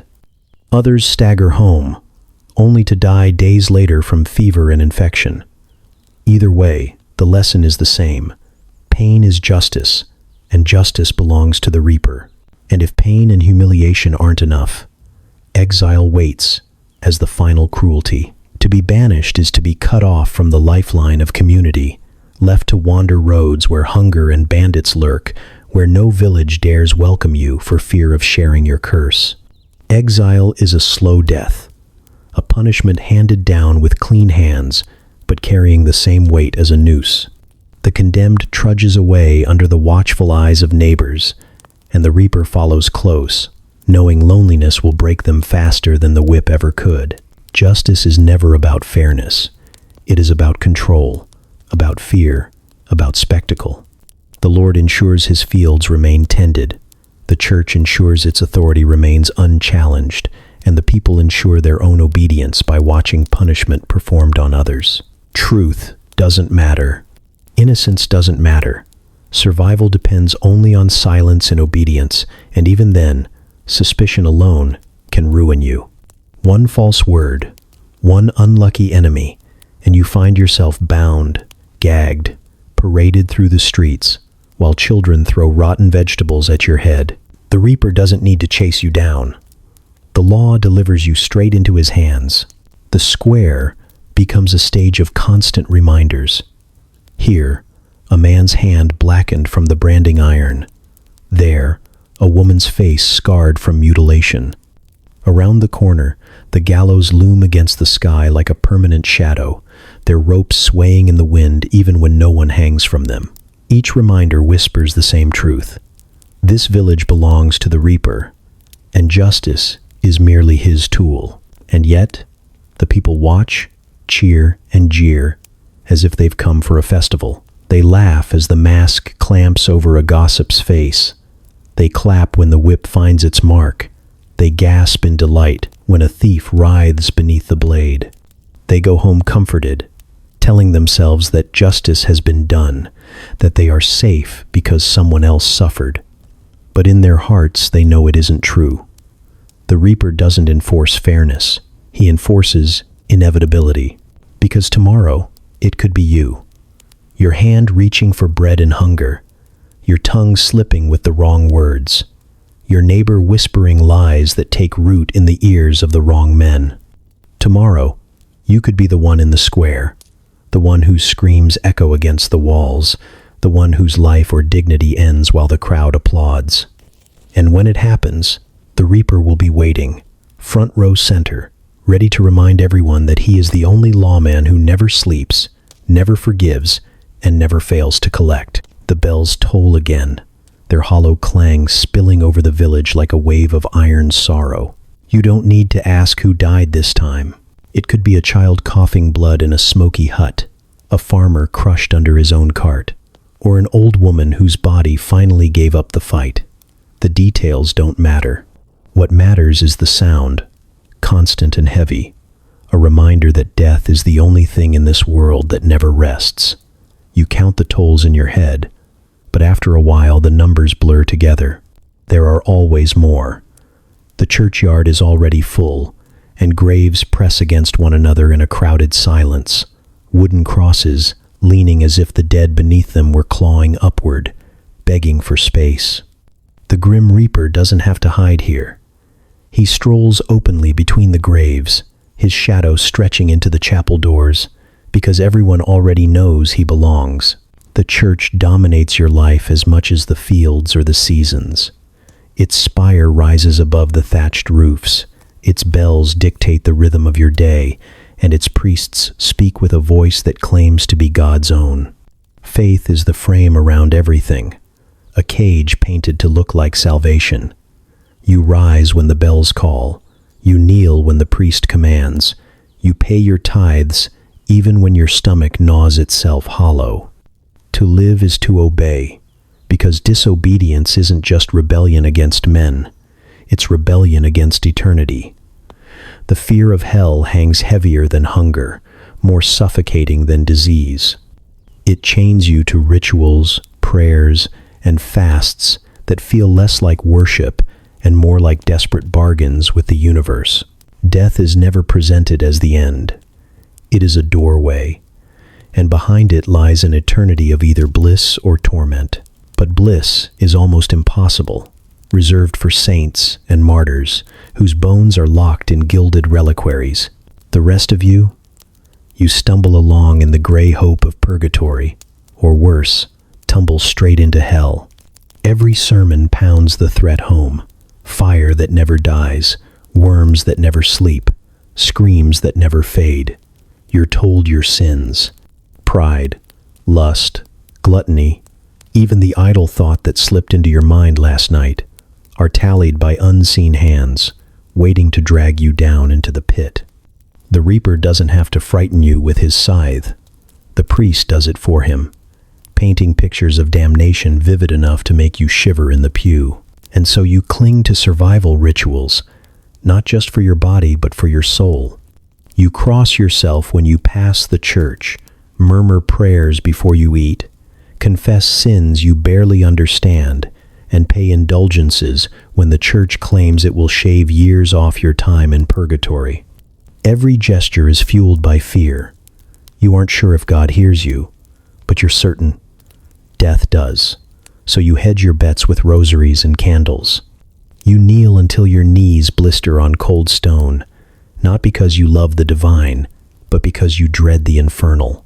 The Reaper watches from the shadows of the altar, amused, because whether you pray or not, the ending is the same. Funerals blur together, one long procession of black cloth and incense.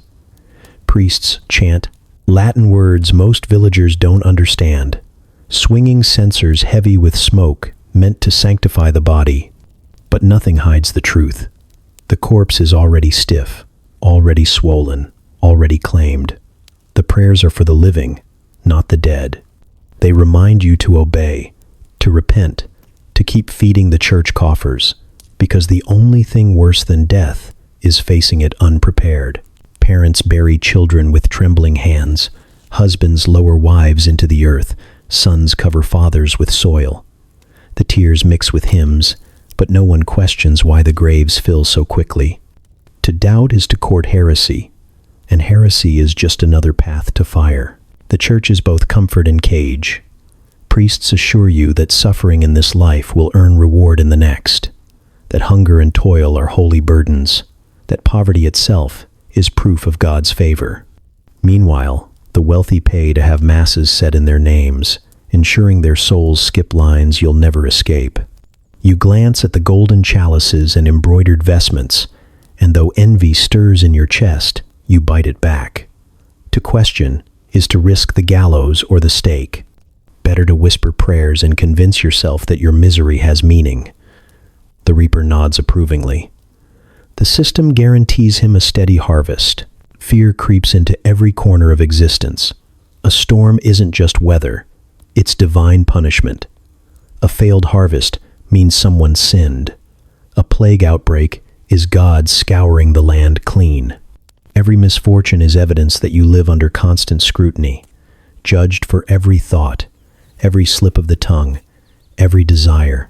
You walk through life as if across a rotting rope bridge over an abyss, knowing one wrong step sends you plummeting forever.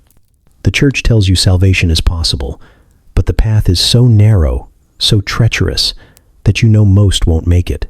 And the graves in the churchyard confirm it. In this world, fear isn't an emotion. It's a habit. You live inside it, eat with it, sleep beside it. You teach it to your children, rocking them to sleep with lullabies about angels watching from above and devils lurking below. Their first lessons aren't numbers or letters, but prayers and warnings, because you know the reaper doesn't wait for adulthood. He lurks in cradles as easily as he stalks in battlefields. Faith becomes less about love of God and more about defense against death, a shield made of trembling words and rituals that never quite keep him at bay. The bells toll again. Another grave dug, another soul dispatched, another warning wrung into the marrow of the living. You bow your head, murmur the prayers you've been taught, and shuffle on. The reaper lingers near the chapel door, satisfied. The church may speak of salvation, but it is his gospel that truly reigns. Every sermon echoes with death. Every prayer is tinged with fear. Every ritual is a desperate attempt to delay the inevitable. And no matter how loudly the bells ring, they never drown out the sound of his footsteps following close behind. You clutch the little charm hanging from your neck, a crude piece of bone carved into a cross, and whisper a prayer under your breath as you step into the street. The world feels like one long ambush, every cough a warning, every shadow a threat, every gust of wind carrying sickness you can't see. The church tells you that saints are watching, that relics hold power, that prayers can deflect the scythe. So you surround yourself with tokens and talismans, scraps of cloth said to have brushed against holy shrines, vials of dust collected from pilgrim roads, teeth and bones locked in gilded reliquaries. You carry them like armor, but the reaper smiles, because he knows they don't weigh him down in the slightest. Relics are the great currency of hope. A fragment of a saint's rib is placed in a jeweled box and paraded through the streets, priests chanting as the crowd jostles to touch the container, believing that a brush of their fingers against cold metal can shield them from plague. Pilgrims walk barefoot across continents to kneel before scraps of cloth, said to have once wrapped Christ, or vials of blood rumored to drip from martyrs. They crawl up cathedral steps on their knees until they bleed, leaving a trail of pain as an offering, convinced that suffering now will buy mercy later. The bones are carried into villages during outbreaks, raised high in trembling hands, as if waving a femur in the air can stop the coughing, the swelling, the dying. But the reaper doesn't turn away. He just follows the procession, chuckling at the sight of desperate men chasing salvation in fragments of dust. Superstition grows where medicine fails, and medicine always fails, so the people make bargains with invisible forces. A mother tucks herbs beneath her child's pillow to ward off fevers. A farmer carves strange symbols into his barn door to keep sickness away from his animals. A soldier ties a saint's medallion to his wrist before battle, believing steel will bounce off as long as the charm is close. Every action is an attempt to buy another day, to trick death into walking past, to bribe him with devotion or confuse him with ritual. But no matter how many charms dangle from necks, No matter how many words are muttered in the dark, the reaper never loses track of his prey. Saints are held up as proof that mortals can cheat him, but even their stories are built on suffering. They are tortured, mutilated, burned, stoned, and stabbed. Their deaths turned into legends, and their remains into treasures. People kneel before their shrines, press lips to the glass cases holding skulls, and leave coins and offerings in exchange for blessings. They believe saints can intercede, that their agony gave them leverage with God, and that leverage can be spent on protection for the living. But the reaper knows better. Saints may have been extraordinary, but their bones are just bones now, crumbling in ornate boxes while villagers starve, cough, and rot. He claims peasants and priests alike, while those relics sit unmoving, their silence a cruel echo of promises never fulfilled. Pilgrimage becomes another kind of gamble. Families save for years, scraping coins from their meager harvests, so one member can walk hundreds of miles to touch a relic, light a candle, or bathe in holy water said to heal. The roads are filled with stumbling pilgrims, blistered and hungry, whispering prayers as they limp forward. Bandits attack them. Hunger weakens them. Disease spreads among them, and many never return. Their families wait in vain, convinced they must have reached the holy place and been saved, when in truth, their bodies lie in ditches along the roadside, picked apart by crows.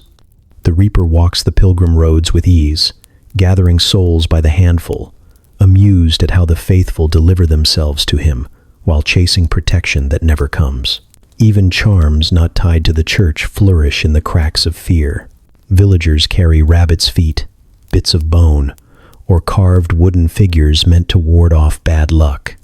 They hang iron scissors above doors to trap witches, scatter salt across thresholds to keep demons at bay, tie red strings around wrists to confuse evil spirits. Some even whisper spells learned from neighbors who know herbs and secrets, risking accusations of witchcraft if discovered. Every item, every ritual, is meant to bend fate in their favor.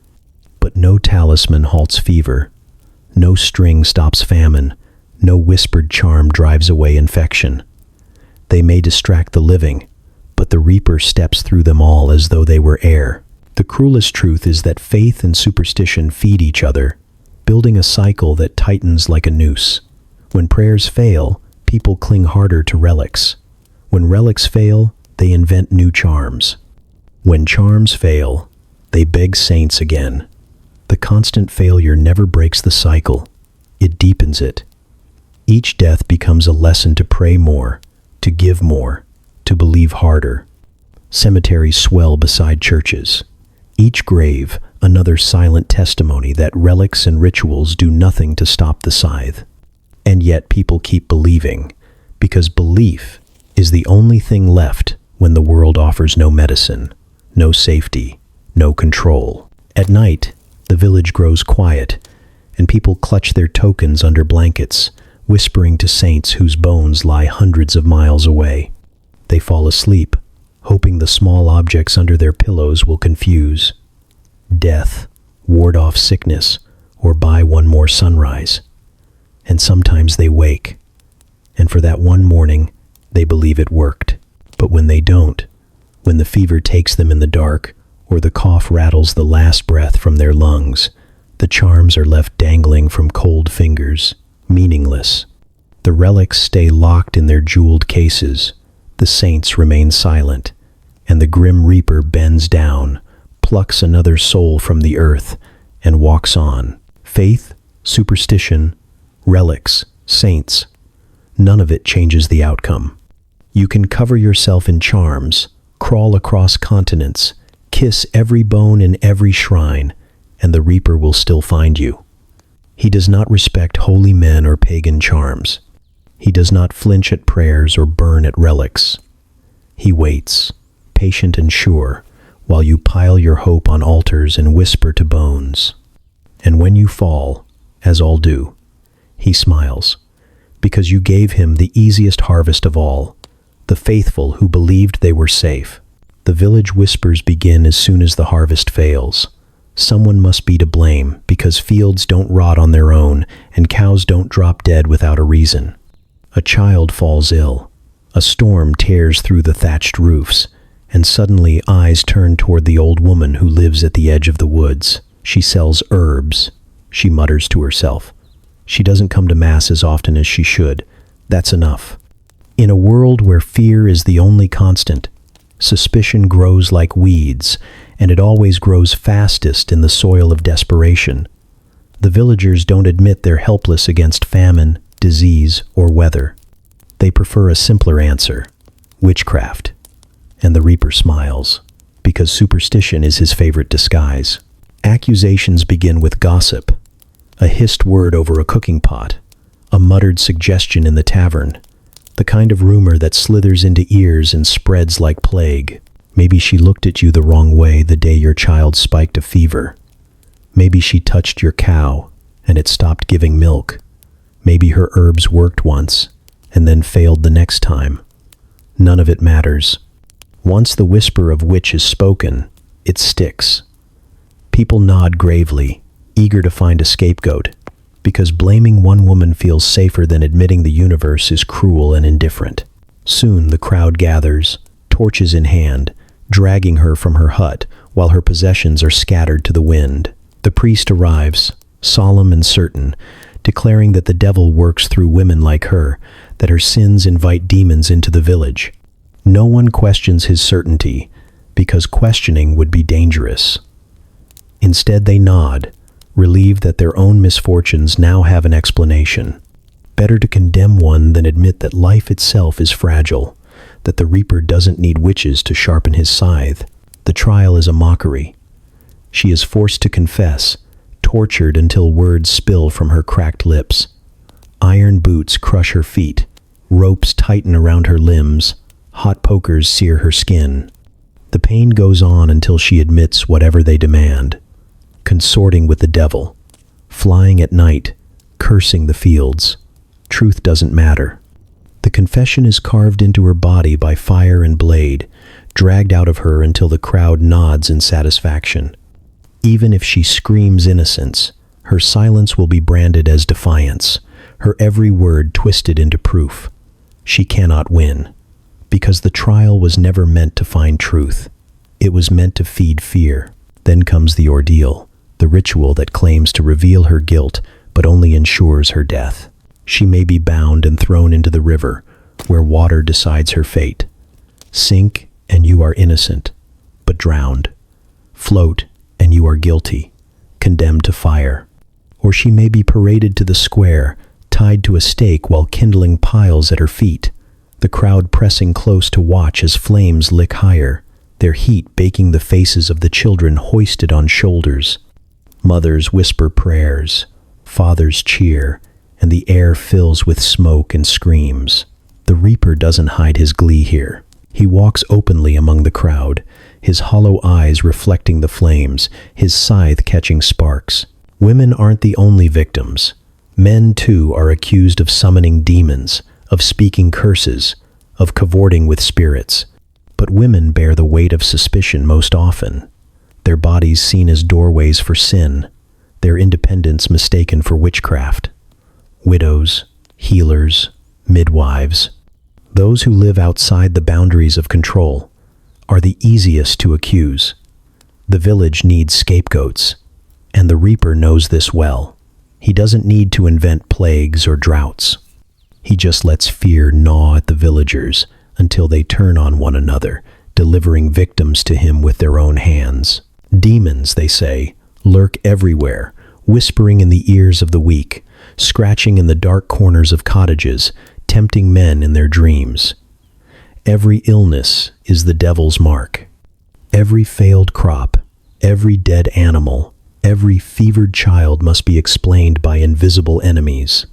The priest preaches about Satan's armies, the villagers tremble, and together they convince themselves that their suffering comes not from hunger, filth, or disease, but from dark forces prowling the night.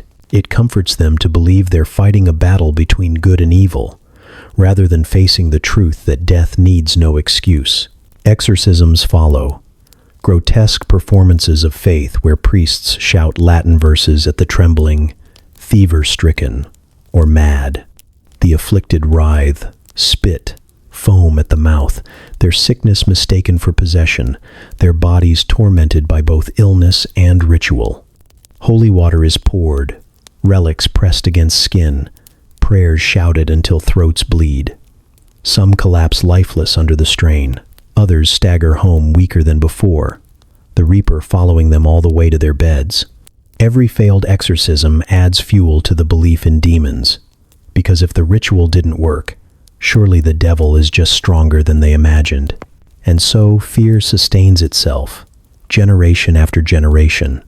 Parents teach their children to watch neighbors closely, to whisper about the strange, to point fingers before fingers point at them. Villages burn women at stakes, torture men in dungeons, drive out families with nothing but the clothes on their backs. Each death feeds the illusion of safety, the hope that by destroying one witch, the village has cleansed itself. But the sickness returns, the famine strikes again, the reaper reaps his harvest regardless. Nothing changes except the tally of the dead. The truth is that superstition is his sharpest weapon. It keeps the people from seeing him clearly. They blame witches, demons, and curses, when all along it's disease, hunger, and human cruelty that thin their numbers. They tell themselves the devil works in shadows, while the reaper walks in daylight, bold and unchallenged. They build pyres, they heat irons, they chant prayers, and all the while he stands beside them, reaping not just the accused, but the accusers too, in time. When the flames die down, when the river grows quiet, when the tortured body finally hangs limp in its chains, the villagers disperse with relief. They tell themselves justice was done, that evil was purged, that God is pleased. But the graves keep filling, the bells keep tolling, and the reaper keeps laughing.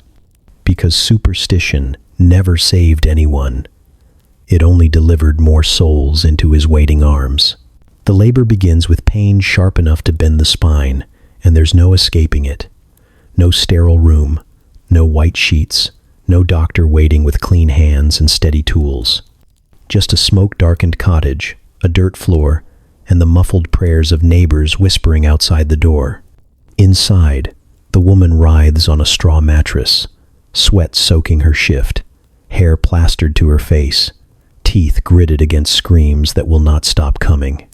The midwife crouches beside her, hands worn from years of this work, eyes shadowed with the memory of how many times it ends badly.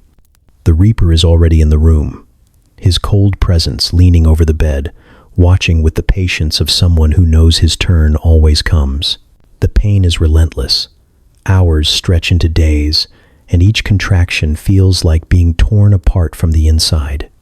The midwife offers herbs to chew, cloth to bite, whispers of encouragement. Maybe she mutters a charm under her breath, asking saints to keep the child's head from sticking or the blood from flowing too fast. But she knows, as everyone in the room knows, that her words are brittle against the weight of reality. For every child born, another mother collapses lifeless, blood soaking into straw while her newborn wails in the arms of someone already calculating how to keep it alive without her milk. The reaper doesn't even need to raise his scythe. He just waits for the moment the screaming falters and the body grows still. Even when the child emerges, slick and screaming, the danger doesn't end. The mother's body, already torn and exhausted, must fight to stop the bleeding. But there are no surgeons to stitch, no medicines to staunch the flow, no transfusions to replace what is lost.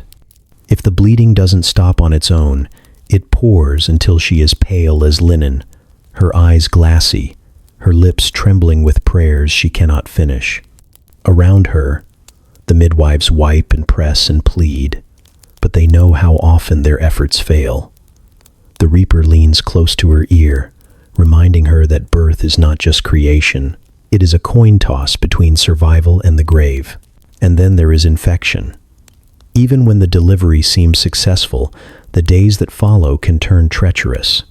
Fever creeps in with icy fingers, the body weakening under chills and sweats, foul-smelling pus leaking from wounds no one can clean properly.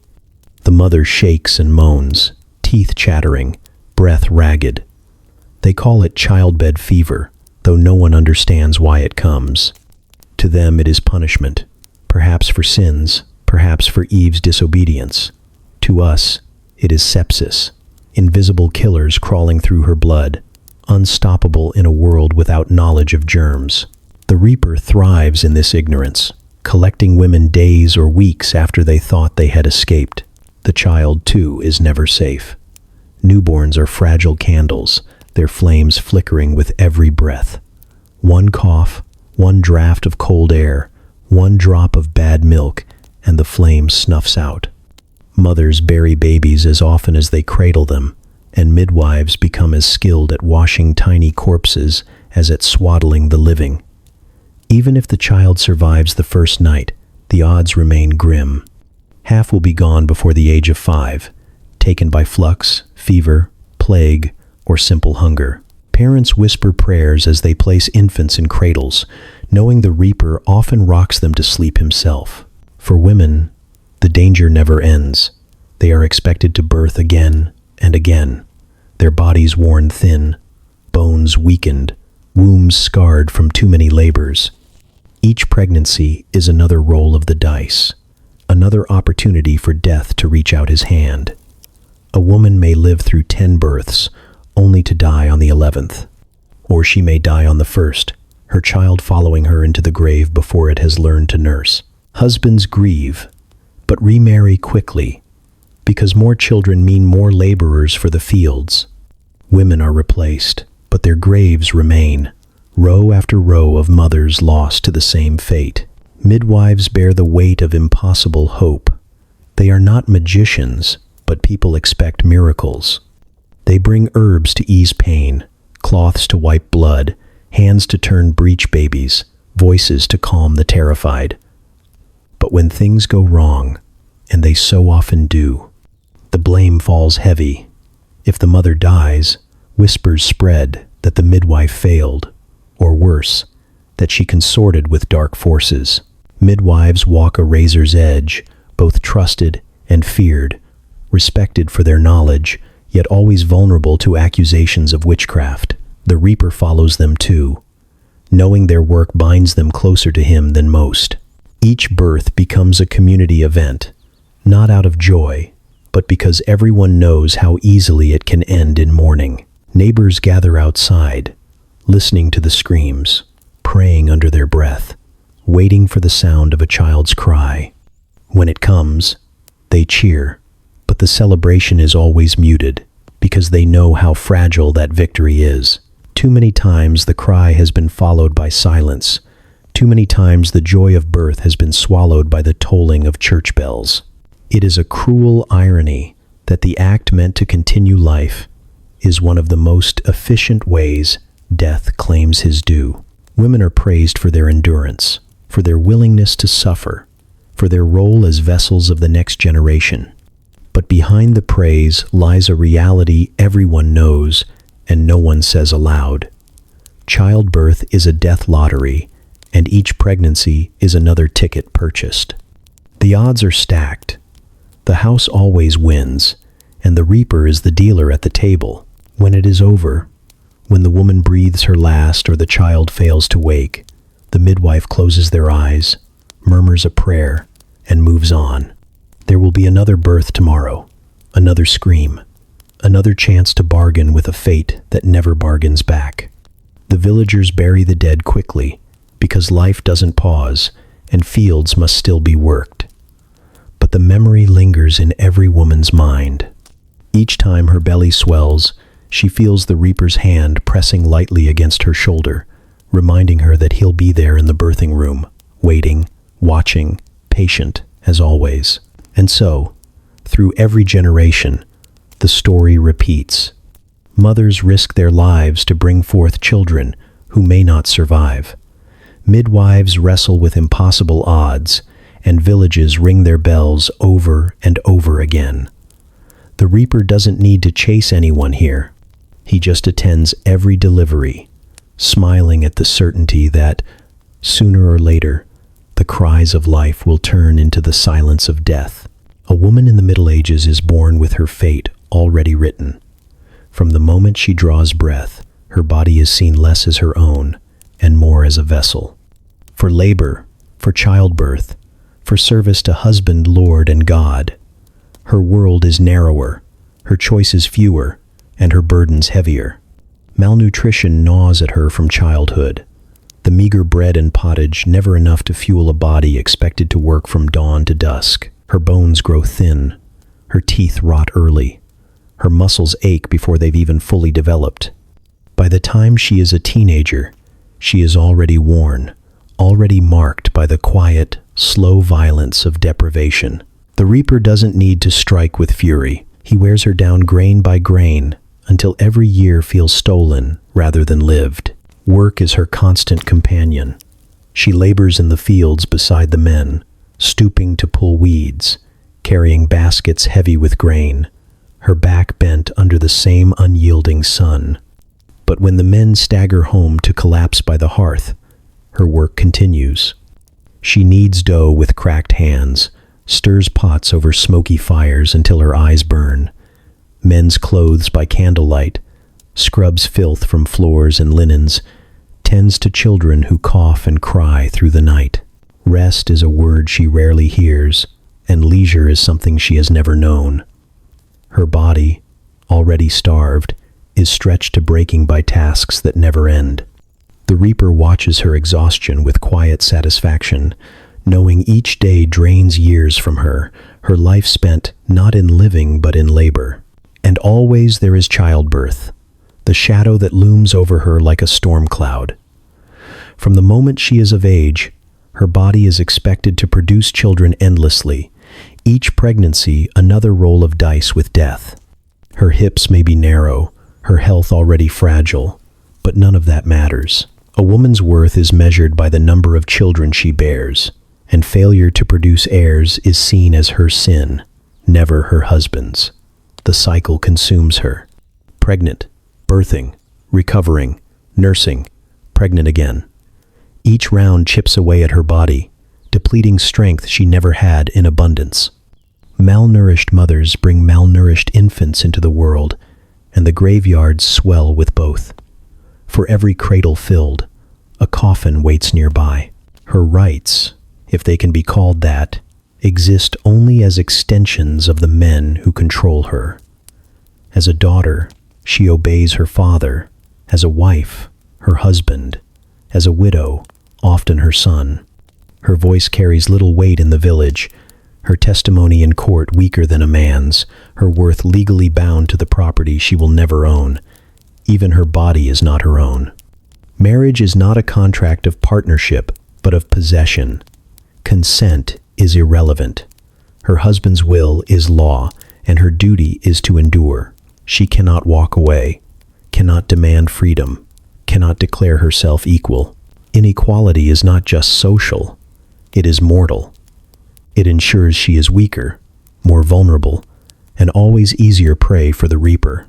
Sickness preys on her faster because she is already weakened by hunger, exhaustion, and childbirth. An infection that a stronger body might endure will drag her to the grave. A fever that lingers a day too long steals her last reserves. Her teeth loosen and fall, her bones ache with age long before she reaches 30. In her 20s she looks 40, and in her 40s she is already an old woman, if she even makes it that far. The average lifespan is short for everyone, but shorter still for women, their bodies consumed by burdens laid on them from the start. Even in death, her value is measured in what she left behind. Children to work the fields, a husband to remarry quickly, a household to keep functioning. Her grave may be shallow, her marker nothing more than a wooden cross that rots within a season. Her name is spoken briefly, then folded into silence, because life goes on and work must be done. The reaper doesn't need to carve her story into stone. He carves it into the faces of the daughters who follow, repeating the same cycle, carrying the same burdens, facing the same fate. There is no escape in superstition either. Religion sanctifies her suffering, telling her that endurance is holy, that obedience is godly, that pain is the path to salvation. She kneels in church, exhausted and hollow, listening to sermons that tell her to bear her cross gladly, to accept her lot with humility. Her tears are seen not as cries for relief, but as offerings to heaven. Faith becomes another shackle, gilded with promises that suffering now will buy joy in eternity. But the reaper knows eternity belongs to him, and the chains of inequality are his favorite tools. Even joy is tinged with threat. A wedding feast, a rare day of music and food, ends with her bound in vows that chain her to a lifetime of labor and risk. A newborn's cry, sweet for a moment, is followed by the knowledge that she may not live to see the child grow. A day in the fields with neighbors may bring laughter, but always at the edge of exhaustion, her laughter cut short by another chore, another demand, another reminder that her life is not hers to spend freely. Every happiness is fragile, easily broken by hunger, fever, or the sudden silence of death. The village accepts it all as normal. Men work, women suffer, children die, and the cycle continues. No one sees her burdens as unjust because they are too busy carrying their own. And so the system grinds on, generation after generation, with women caught at its cruelest edge. They die younger, they suffer more, and they are remembered less. The reaper doesn't need to chase them. He simply waits, confident that inequality itself will deliver them into his arms, worn thin and weary, their lives spent long before their deaths. In the end, women in the Middle Ages live as shadows, visible, essential, but rarely honored, their bodies consumed by work, by hunger, by childbirth, by silence. Their suffering is not accident, but design, woven into the fabric of society itself. And in that design, the reaper thrives. He reaps women faster, with less effort, with greater certainty, because their inequality is his greatest ally. Every burden they carry, every right denied, every mouth silenced is another step toward his embrace. And he embraces them often, because in this world, women's bodies belong to everyone but themselves, and most of all, they belong to death. Winter does not arrive gently. It slams into the village like a hammer, turning soil to stone and rivers to glass, sucking the last traces of warmth from the air. The days shrink until light itself feels like a luxury, and nights stretch endlessly, filled with the gnawing of hunger and the sound of coughing behind every wall. You wrap yourself in wool too thin, huddle by a fire too small, and eat bread too stale to soften in your mouth. Already, the stores you gathered in autumn are dwindling. The sacks of grain sag low, the last turnips rot at the edges, the dried meat hardens into something barely chewable. Winter has no mercy, and neither does the grim reaper, who walks with the cold wind, his breath curling into every cottage, his hands tugging at the frail and the starving. Hunger sharpens with each week. At first it is just smaller portions, a half ladle of pottage instead of a full one, a crust shared between 3 children. But soon meals disappear altogether, replaced by desperation. You scrape mold from bread, boil weeds or leather scraps, chew bark stripped from frozen trees. Parents give their food to children, though it means their own ribs jut like fence posts beneath their skin. Infants whimper for milk their mothers no longer have to give, their cries growing thinner until silence settles over the cradle. The graveyard fills faster in winter than in any other season, each mound of earth covered by snow that muffles grief. The reaper doesn't need famine to starve you quickly. He just lets hunger stretch, slow and relentless, until every step feels like dragging stones. Cold is its own predator. Frost creeps into your bones, stiffening fingers until they snap under strain, burning your ears and nose until flesh blackens and crumbles away. Frostbite gnaws in silence, turning hands into claws, feet into useless lumps of pain. There are no doctors, no salves, no way to save the flesh once it dies. You bind rags around your limbs in hope, but the rot spreads upward, dragging fever and infection with it. The reaper leans against the doorway of your hut, smiling as you shake uncontrollably, knowing warmth is as impossible as mercy. Even the lucky who escape frostbite spend nights curled into balls, teeth chattering, breath frosting the air, praying for morning. Disease thrives in winter's close quarters. Families huddle together in one-room huts, smoke from the fire stinging eyes and clogging lungs. Coughs begin quietly, then deepen into hacking fits that rattle the ribs. Pneumonia stalks through the cold air, settling in chests and drowning people from the inside out. The fever burns hotter than the hearth, sweat soaking thin blankets, chills rattling the body even as it cooks itself. Each cough feels like a blade, each gasp for breath, a losing battle. Once the lungs fill, there is no return. The reaper crouches beside the bed, listening patiently as each breath grows shorter until silence finally arrives. Winter also strips away the dignity of labor. Fields lie barren, animals slaughtered or dead, and work becomes scavenging. Men stumble into woods, searching for anything that might fill the pot. Rabbits, birds, roots hidden beneath frozen soil. But the woods are bare too, and each failed hunt tightens hunger's grip. Sometimes the men do not return, their bodies found stiff under snowdrifts, eyes frozen open. Women and children forage for scraps, but even weeds vanish under the frost. The days pass with empty pots simmering with nothing but water and hope. The reaper waits by the hearth, watching the pot bubble as if mocking the hunger gnawing through every stomach. Even faith buckles beneath winter's weight. The priest preaches patience, promises that endurance now will be rewarded in heaven, but the congregation stares hollow-eyed, their thoughts already drifting to what might still be edible. Superstition grows in the cracks. People mutter charms against hunger, hang sprigs of dried herbs above doors to ward off death, whisper to saints whose bones are locked away in jeweled boxes miles away. But prayers do not fill bellies, and relics do not warm cold bones. The only promise winter keeps is that the weak will be buried long before spring. Hunger drives people to choices they never speak of aloud. Neighbors steal from one another. Friendships shatter under the weight of desperation, and accusations of hoarding spiral into violence. Stories whisper of families so desperate they eat what should never be eaten. The reaper doesn't judge.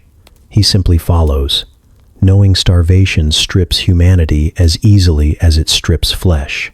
By the time spring arrives, survivors are gaunt, their eyes hollow, their bodies bent under the memory of what they endured. Children suffer most of all. Their thin bodies waste quickly, their bones fragile, their cries piercing. Parents try to shield them, to share every morsel, but winter shows no favoritism. Half the children of a village may be gone by the thaw, their graves marked only by hastily carved crosses, the snow still clinging to the wood.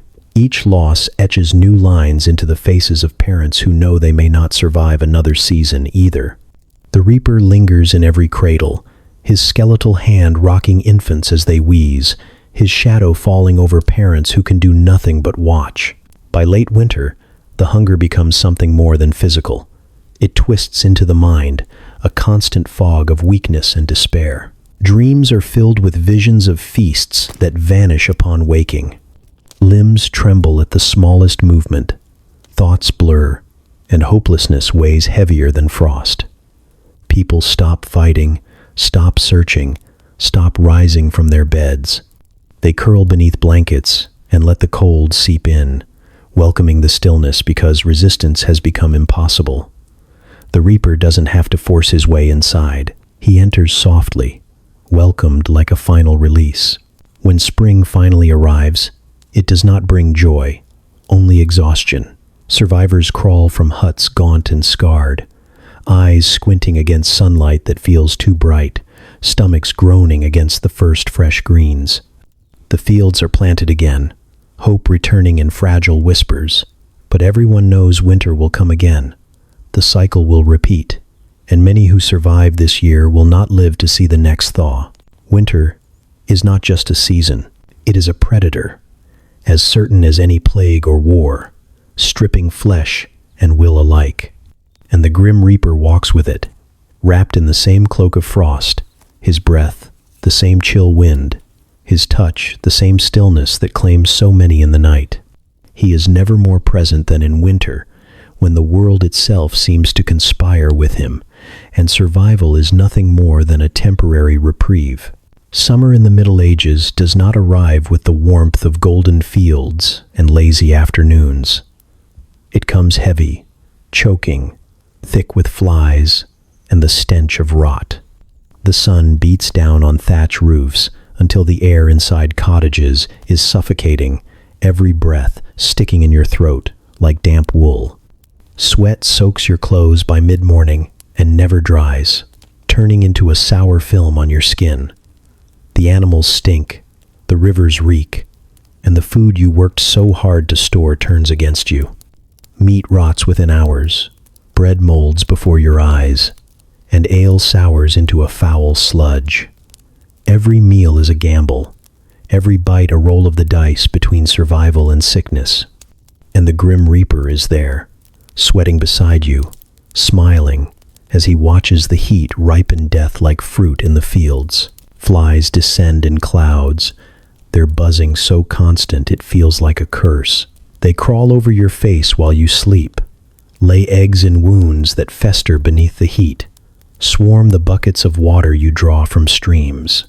Rats scurry through the alleys and barns, their sleek bodies fat on scraps and filth, their fleas leaping from fur to skin with invisible precision.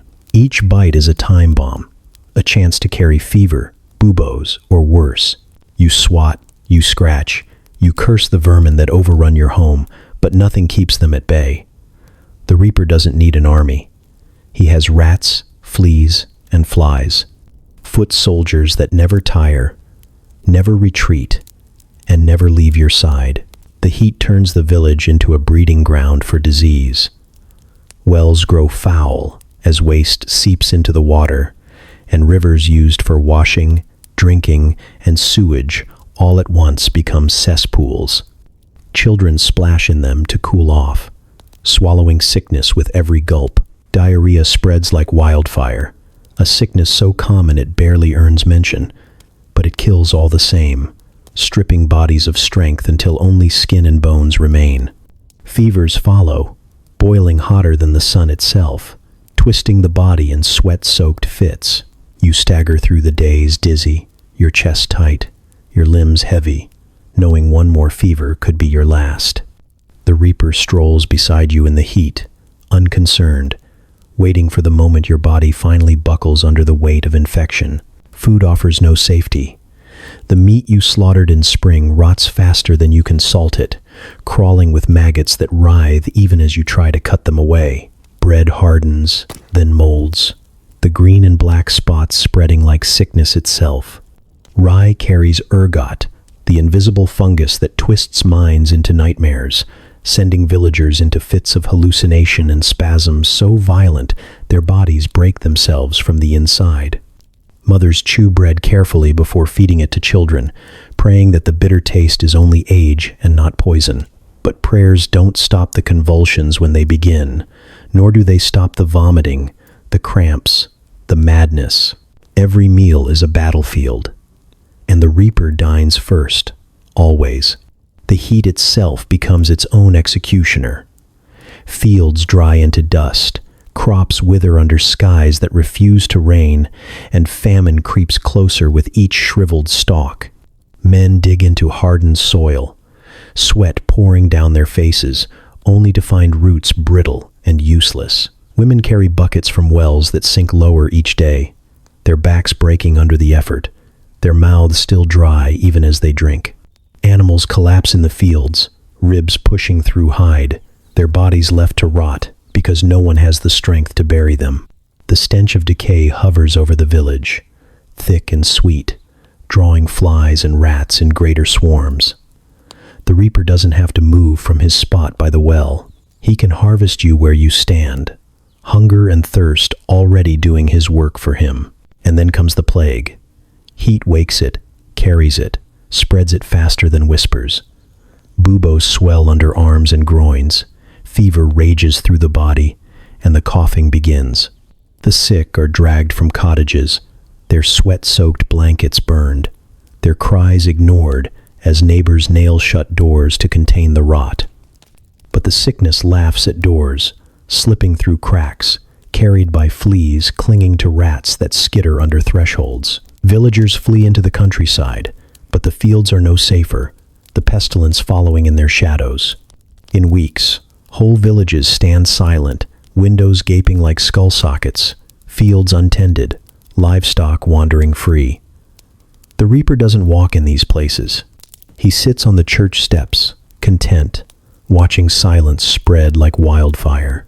At night the heat doesn't relent. Sleep is shallow, broken by the buzzing of flies and the scratching of vermin. You wake covered in sweat, heart pounding, convinced you feel something crawling on your skin. Sometimes you're right. Sometimes it's only your mind, stretched thin by hunger, thirst, and fear. The air itself feels thick with death. Every breath a reminder that you are trapped in a season that offers no escape. There is no medicine to cure the sickness, no walls to keep out the vermin, no prayers strong enough to break the cycle. The church bells toll constantly, their clangs lost under the buzzing of insects, their meaning dulled by repetition. Another funeral, another body, another reminder that summer is not a time of life, but a season of dying. Children play in the dust, their laughter thin, their bodies gaunt, their bellies swollen with hunger. They swat at flies, run barefoot through filth, and drink from puddles that shimmer with oil and waste. Parents watch with hollow eyes, knowing that joy can curdle into sickness in an instant, that a laugh today may be silence tomorrow. The reaper crouches near the children, patient, smiling at the certainty that half of them will not live to see another harvest. By late summer, when the sun feels like it will never set, survival itself feels like an accident. You count the days not by feasts or festivals, but by who still breathes in the morning. Hope becomes as thin as the shade cast by thatched roofs, brittle and fleeting. And when the first cool winds of autumn finally stir, they do not bring relief, only the memory of what has already been lost. The reaper lingers behind, satisfied, his work complete for another season, because summer does not bring life in this world. It brings rot, swarms, pestilence, and hunger dressed in heat. And the grim reaper sweats with you, shoulder to shoulder, his scythe catching the sunlight as he reaps beneath skies that burn with fire and promise nothing but death. You cannot escape him because he is everywhere. Death is not some distant rumor or occasional tragedy. He is the uninvited guest at every table, the shadow at every gathering, the whisper behind every prayer. Children grow up with him in plain sight, running between graves the way others might play in fields, their laughter echoing against stone markers that bear names of brothers and sisters who never grew old. The cemetery is not a place apart from life. It is life's backdrop. Every cottage window overlooks crosses leaning in the soil, every churchyard crowded with the freshly buried, every road carrying carts piled with the shrouded. Childhood is not innocence here. It is apprenticeship in grief. Even joy carries reminders of mortality. A wedding feast, bright with song and ale, still ends with the priest warning that lust and sin lead to hellfire. A festival to mark a saint's day pauses for prayers for the dead. Relics paraded through the crowd, reminding everyone that life is a narrow bridge stretched over eternal damnation. Laughter and music fade into silence quickly, because no one is allowed to forget that they could be gone tomorrow. The grim reaper walks among the dancers, among the singers, his hand always brushing shoulders, a constant companion who makes sure no one mistakes living for safety. Priests wield death like a weapon sharper than any sword. Every sermon is a performance, painting hell so vividly you can almost smell the smoke.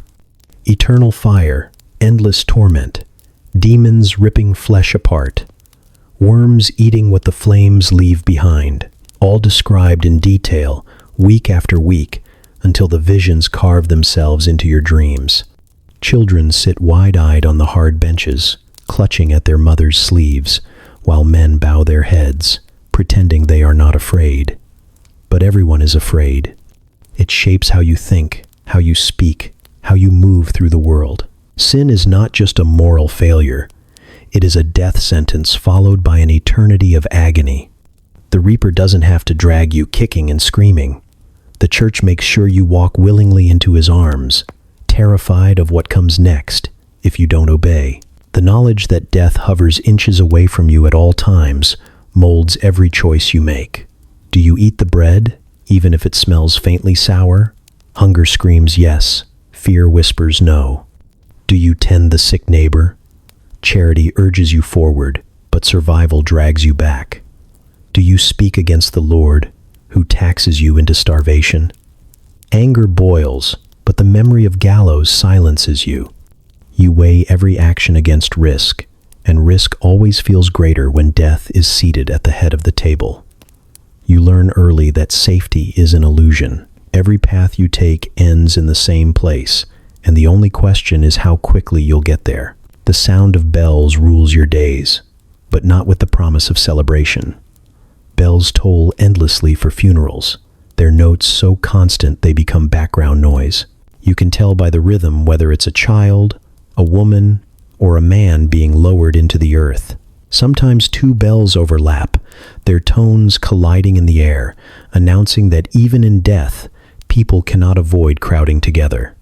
Villagers pause in their chores only briefly, cross themselves, whisper a prayer, then return to their work.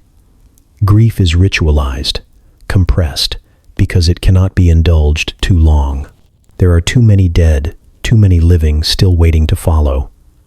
The Reaper listens to the bells like a musician to a symphony, each toll another note in his endless song. Children grow up learning that their siblings may not see the next spring.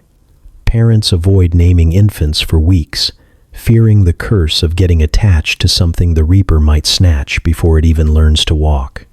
Young men march to war, not with dreams of glory, but with the certainty that most will never return, their bodies rotting in mud instead of buried in holy ground.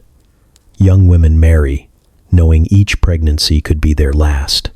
Life is not measured in decades, but in seasons, in harvests, in winters survived.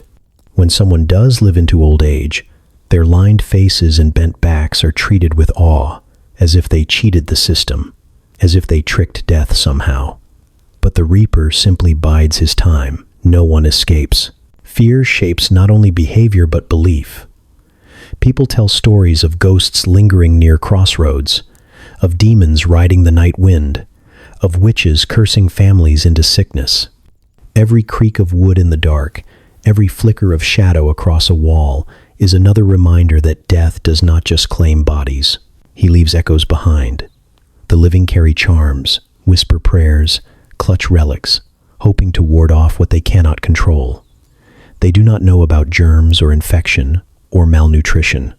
They only know that the Reaper walks unseen, and so they invent faces for him, stories to explain why their children cough or their fields fail. Superstition grows not from ignorance but from desperation. And yet, amid the constant terror, people keep going. They plant, they marry, they sing, they drink, they tell stories around fires. It isn't because they believe they are safe. It's because they know they aren't. Life in the Middle Ages is not about avoiding death. It's about stealing what moments of joy you can while the Reaper looks away. Every laugh, every kiss, every stolen piece of bread is a rebellion against the certainty that tomorrow may never come. That rebellion is fragile, but it is the only thing that makes survival bearable. In the end, the psychological weight of living with death daily is heavier than the famine, heavier than the plague, heavier than the wars. It presses on your shoulders until your back bends, whispers in your ear until your dreams curdle, fills your chest until you breathe fear as naturally as air. You carry it with you always, the knowledge that death is not just waiting at the finish line but walking beside you, pacing your steps, reminding you that every choice, every word, every breath could be your last.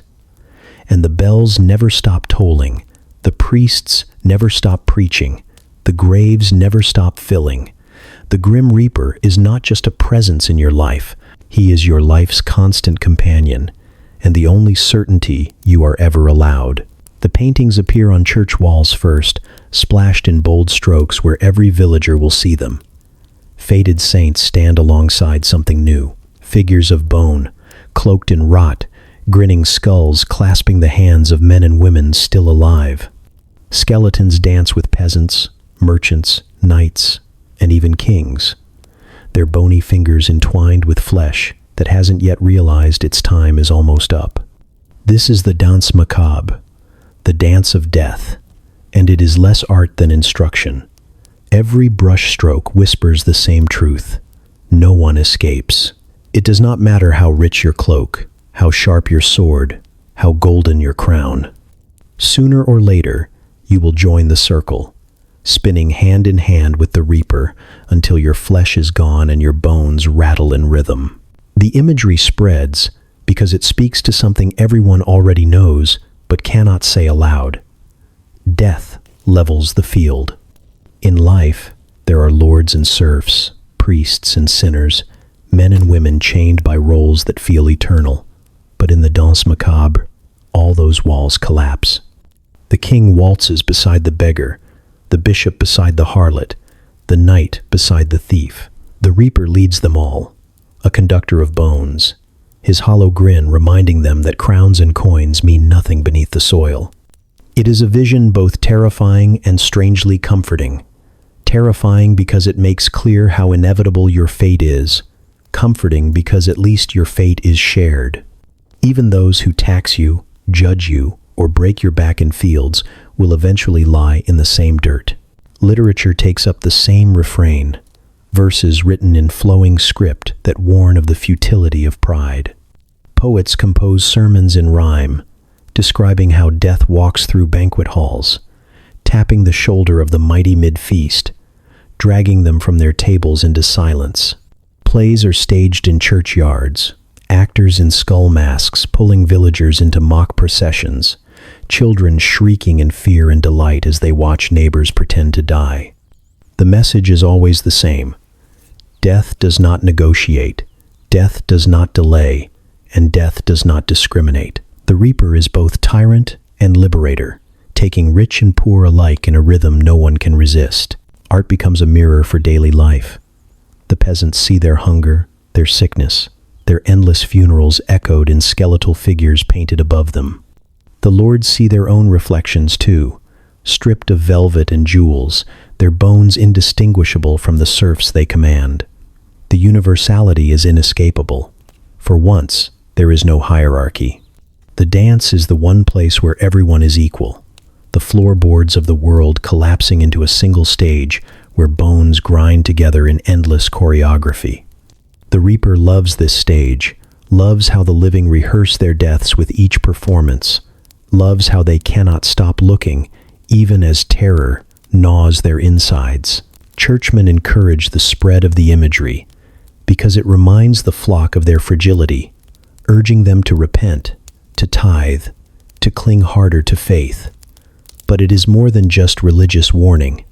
It is cultural obsession, born from a world where corpses fill streets during plague years, where graveyards overflow so quickly bones poke from shallow earth, where the sound of bells tolling for the dead never stops. People see death everywhere already. The danse macabre simply gives him a face, a body, albeit one made of bones, and a story to dance through. Children grow up tracing the painted skeletons with their fingers, half fascinated, half afraid. Lovers walk past church murals that show couples clasping skeletal hands, reminded that even their passion is temporary. Soldiers, before marching to war, see images of armored men dragged into the dance, their swords clattering uselessly against stone. The art saturates life, making sure that every pair of eyes that rests upon it remembers what waits just beyond the horizon. Death is not abstract. He is personal, he is physical, and he is never late for the dance. There is a grim humor in it too, the kind that people cling to when despair threatens to suffocate. Skeletons are drawn with exaggerated gestures, cavorting, leering, sometimes even playing instruments as they drag the living along. The macabre becomes grotesque entertainment, a way of laughing at the horror everyone knows too well. It's the laughter of people standing at the edge of the abyss, mocking the fall before they inevitably plunge. The Reaper appreciates the humor, of course. He enjoys the irony that the jokes are his, that every laugh comes from throats he will one day silence. Even the wealthy cannot hide from the dance. Tombs are carved with effigies that show the deceased not in their finery, but as rotting corpses, worms slithering through their flesh, bones breaking through skin. These transy tombs, as they come to be called, remind mourners that grandeur ends in decay. Families spend fortunes on marble and stone to immortalize their names, yet the image that remains is their inevitable ruin. They might have thought they were commemorating their virtue, but what they have really built is another stage for the Reaper's endless performance. The dance of death is not just metaphor, it is prophecy. Every famine, every plague, every winter proves its truth. Villagers see processions of carts hauling corpses to mass graves and know they are watching the dance macabre in real time. Skeletal figures painted on plaster come alive in their minds, leading neighbors and kin into the earth with the same mocking bow. Art, theater, and song blur with reality until it becomes impossible to tell where performance ends and life begins. Because in this world, life itself is rehearsal for death. And so the imagery endures. It is scratched onto walls, copied into manuscripts, etched into woodcuts, spread across Europe like a fever dream everyone shares. Skeletons dance forever in ink and paint, pulling generation after generation into their circle. The message never changes because it never needs to. It is the simplest truth there is. Everyone dies, and the Reaper will make sure you dance when your time comes. Kings, peasants, priests, beggars, children, no one is spared. The Danse Macabre is not just art. It is the anthem of the Middle Ages, a hymn sung in bone and shadow, conducted by the Grim Reaper himself.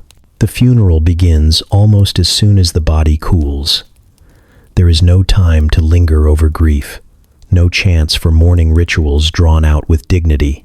Death comes too quickly, too often, and the living have too much work to spare days on ceremony. The corpse lies stiff in its shroud, wrapped in rough cloth, sometimes sprinkled with a pinch of herbs if the family can afford it, more often left to smell of sweat and sickness. The priest arrives, muttering Latin most of the villagers cannot understand, but his presence alone marks the moment with weight.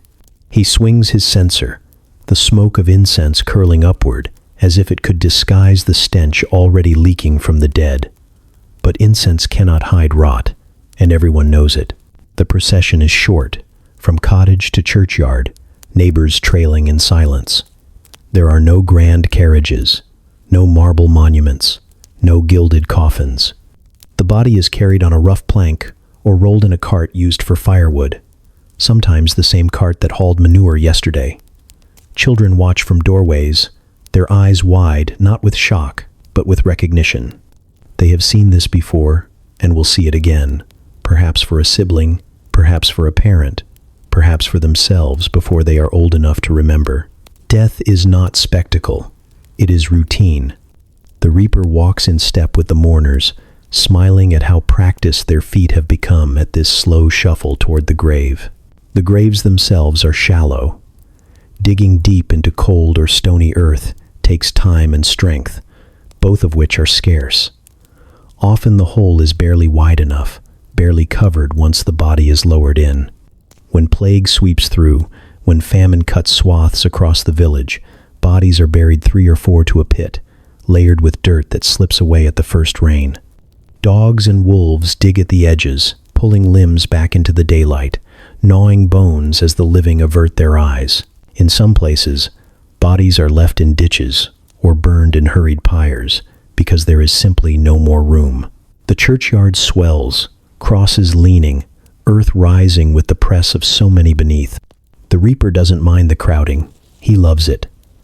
To him, cemeteries are not sanctuaries. They are feasting halls. Cemeteries overflow quickly, so graves are recycled. A body buried one year may be unearthed the next to make room for another.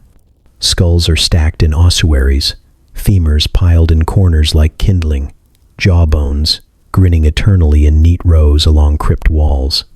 The living pray among them, lighting candles in chambers where hundreds of hollow sockets stare back. The bones of strangers mingle with the bones of kin until names no longer matter. Identity dissolves into anonymity, and all that remains is the endless chorus of the dead. The reaper strolls through these charnel houses like a landlord inspecting his property, proud of how neatly his tenants fill the space. The stench of rot is unavoidable.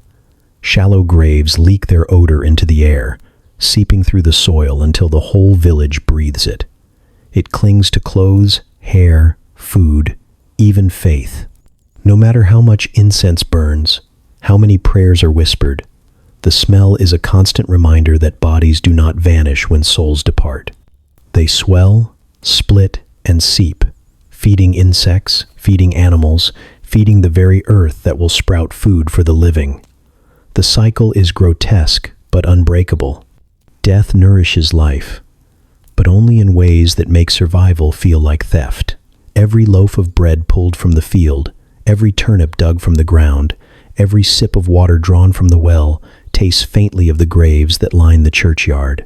The reaper ensures that the living consume the dead, whether they wish to or not. Funerals are hurried not only by necessity but by fear. Everyone knows the dead carry disease. To linger too long is to risk inhaling death itself. So prayers are short, eulogies briefer still. The priest speaks of salvation, of eternal rest, of souls ascending, but no one truly believes the dead are at peace. They are too present, too close, their bodies underfoot, their memories still breathing in the rooms they left behind.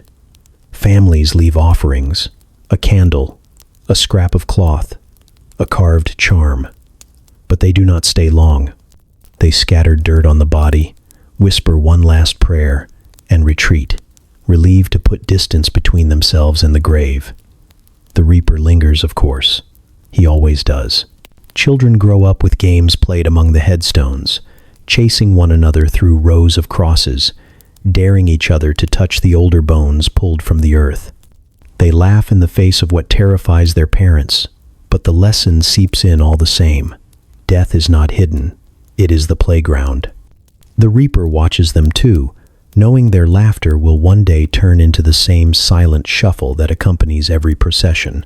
The graves they leap over now will one day contain them, and when the ground grows too full, when the graves push against the walls of the church, when bones jut from the earth like roots, no one pauses to ask what it means.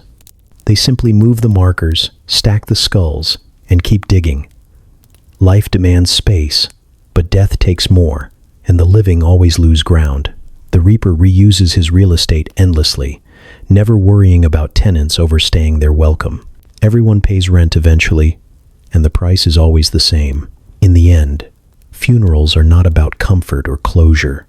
They are about management, of space, of smell, of fear. The living hurry through them not because they don't care, but because they care too much and cannot bear to face the truth for long. That truth hangs in the air as thick as incense. Death is not the end of life.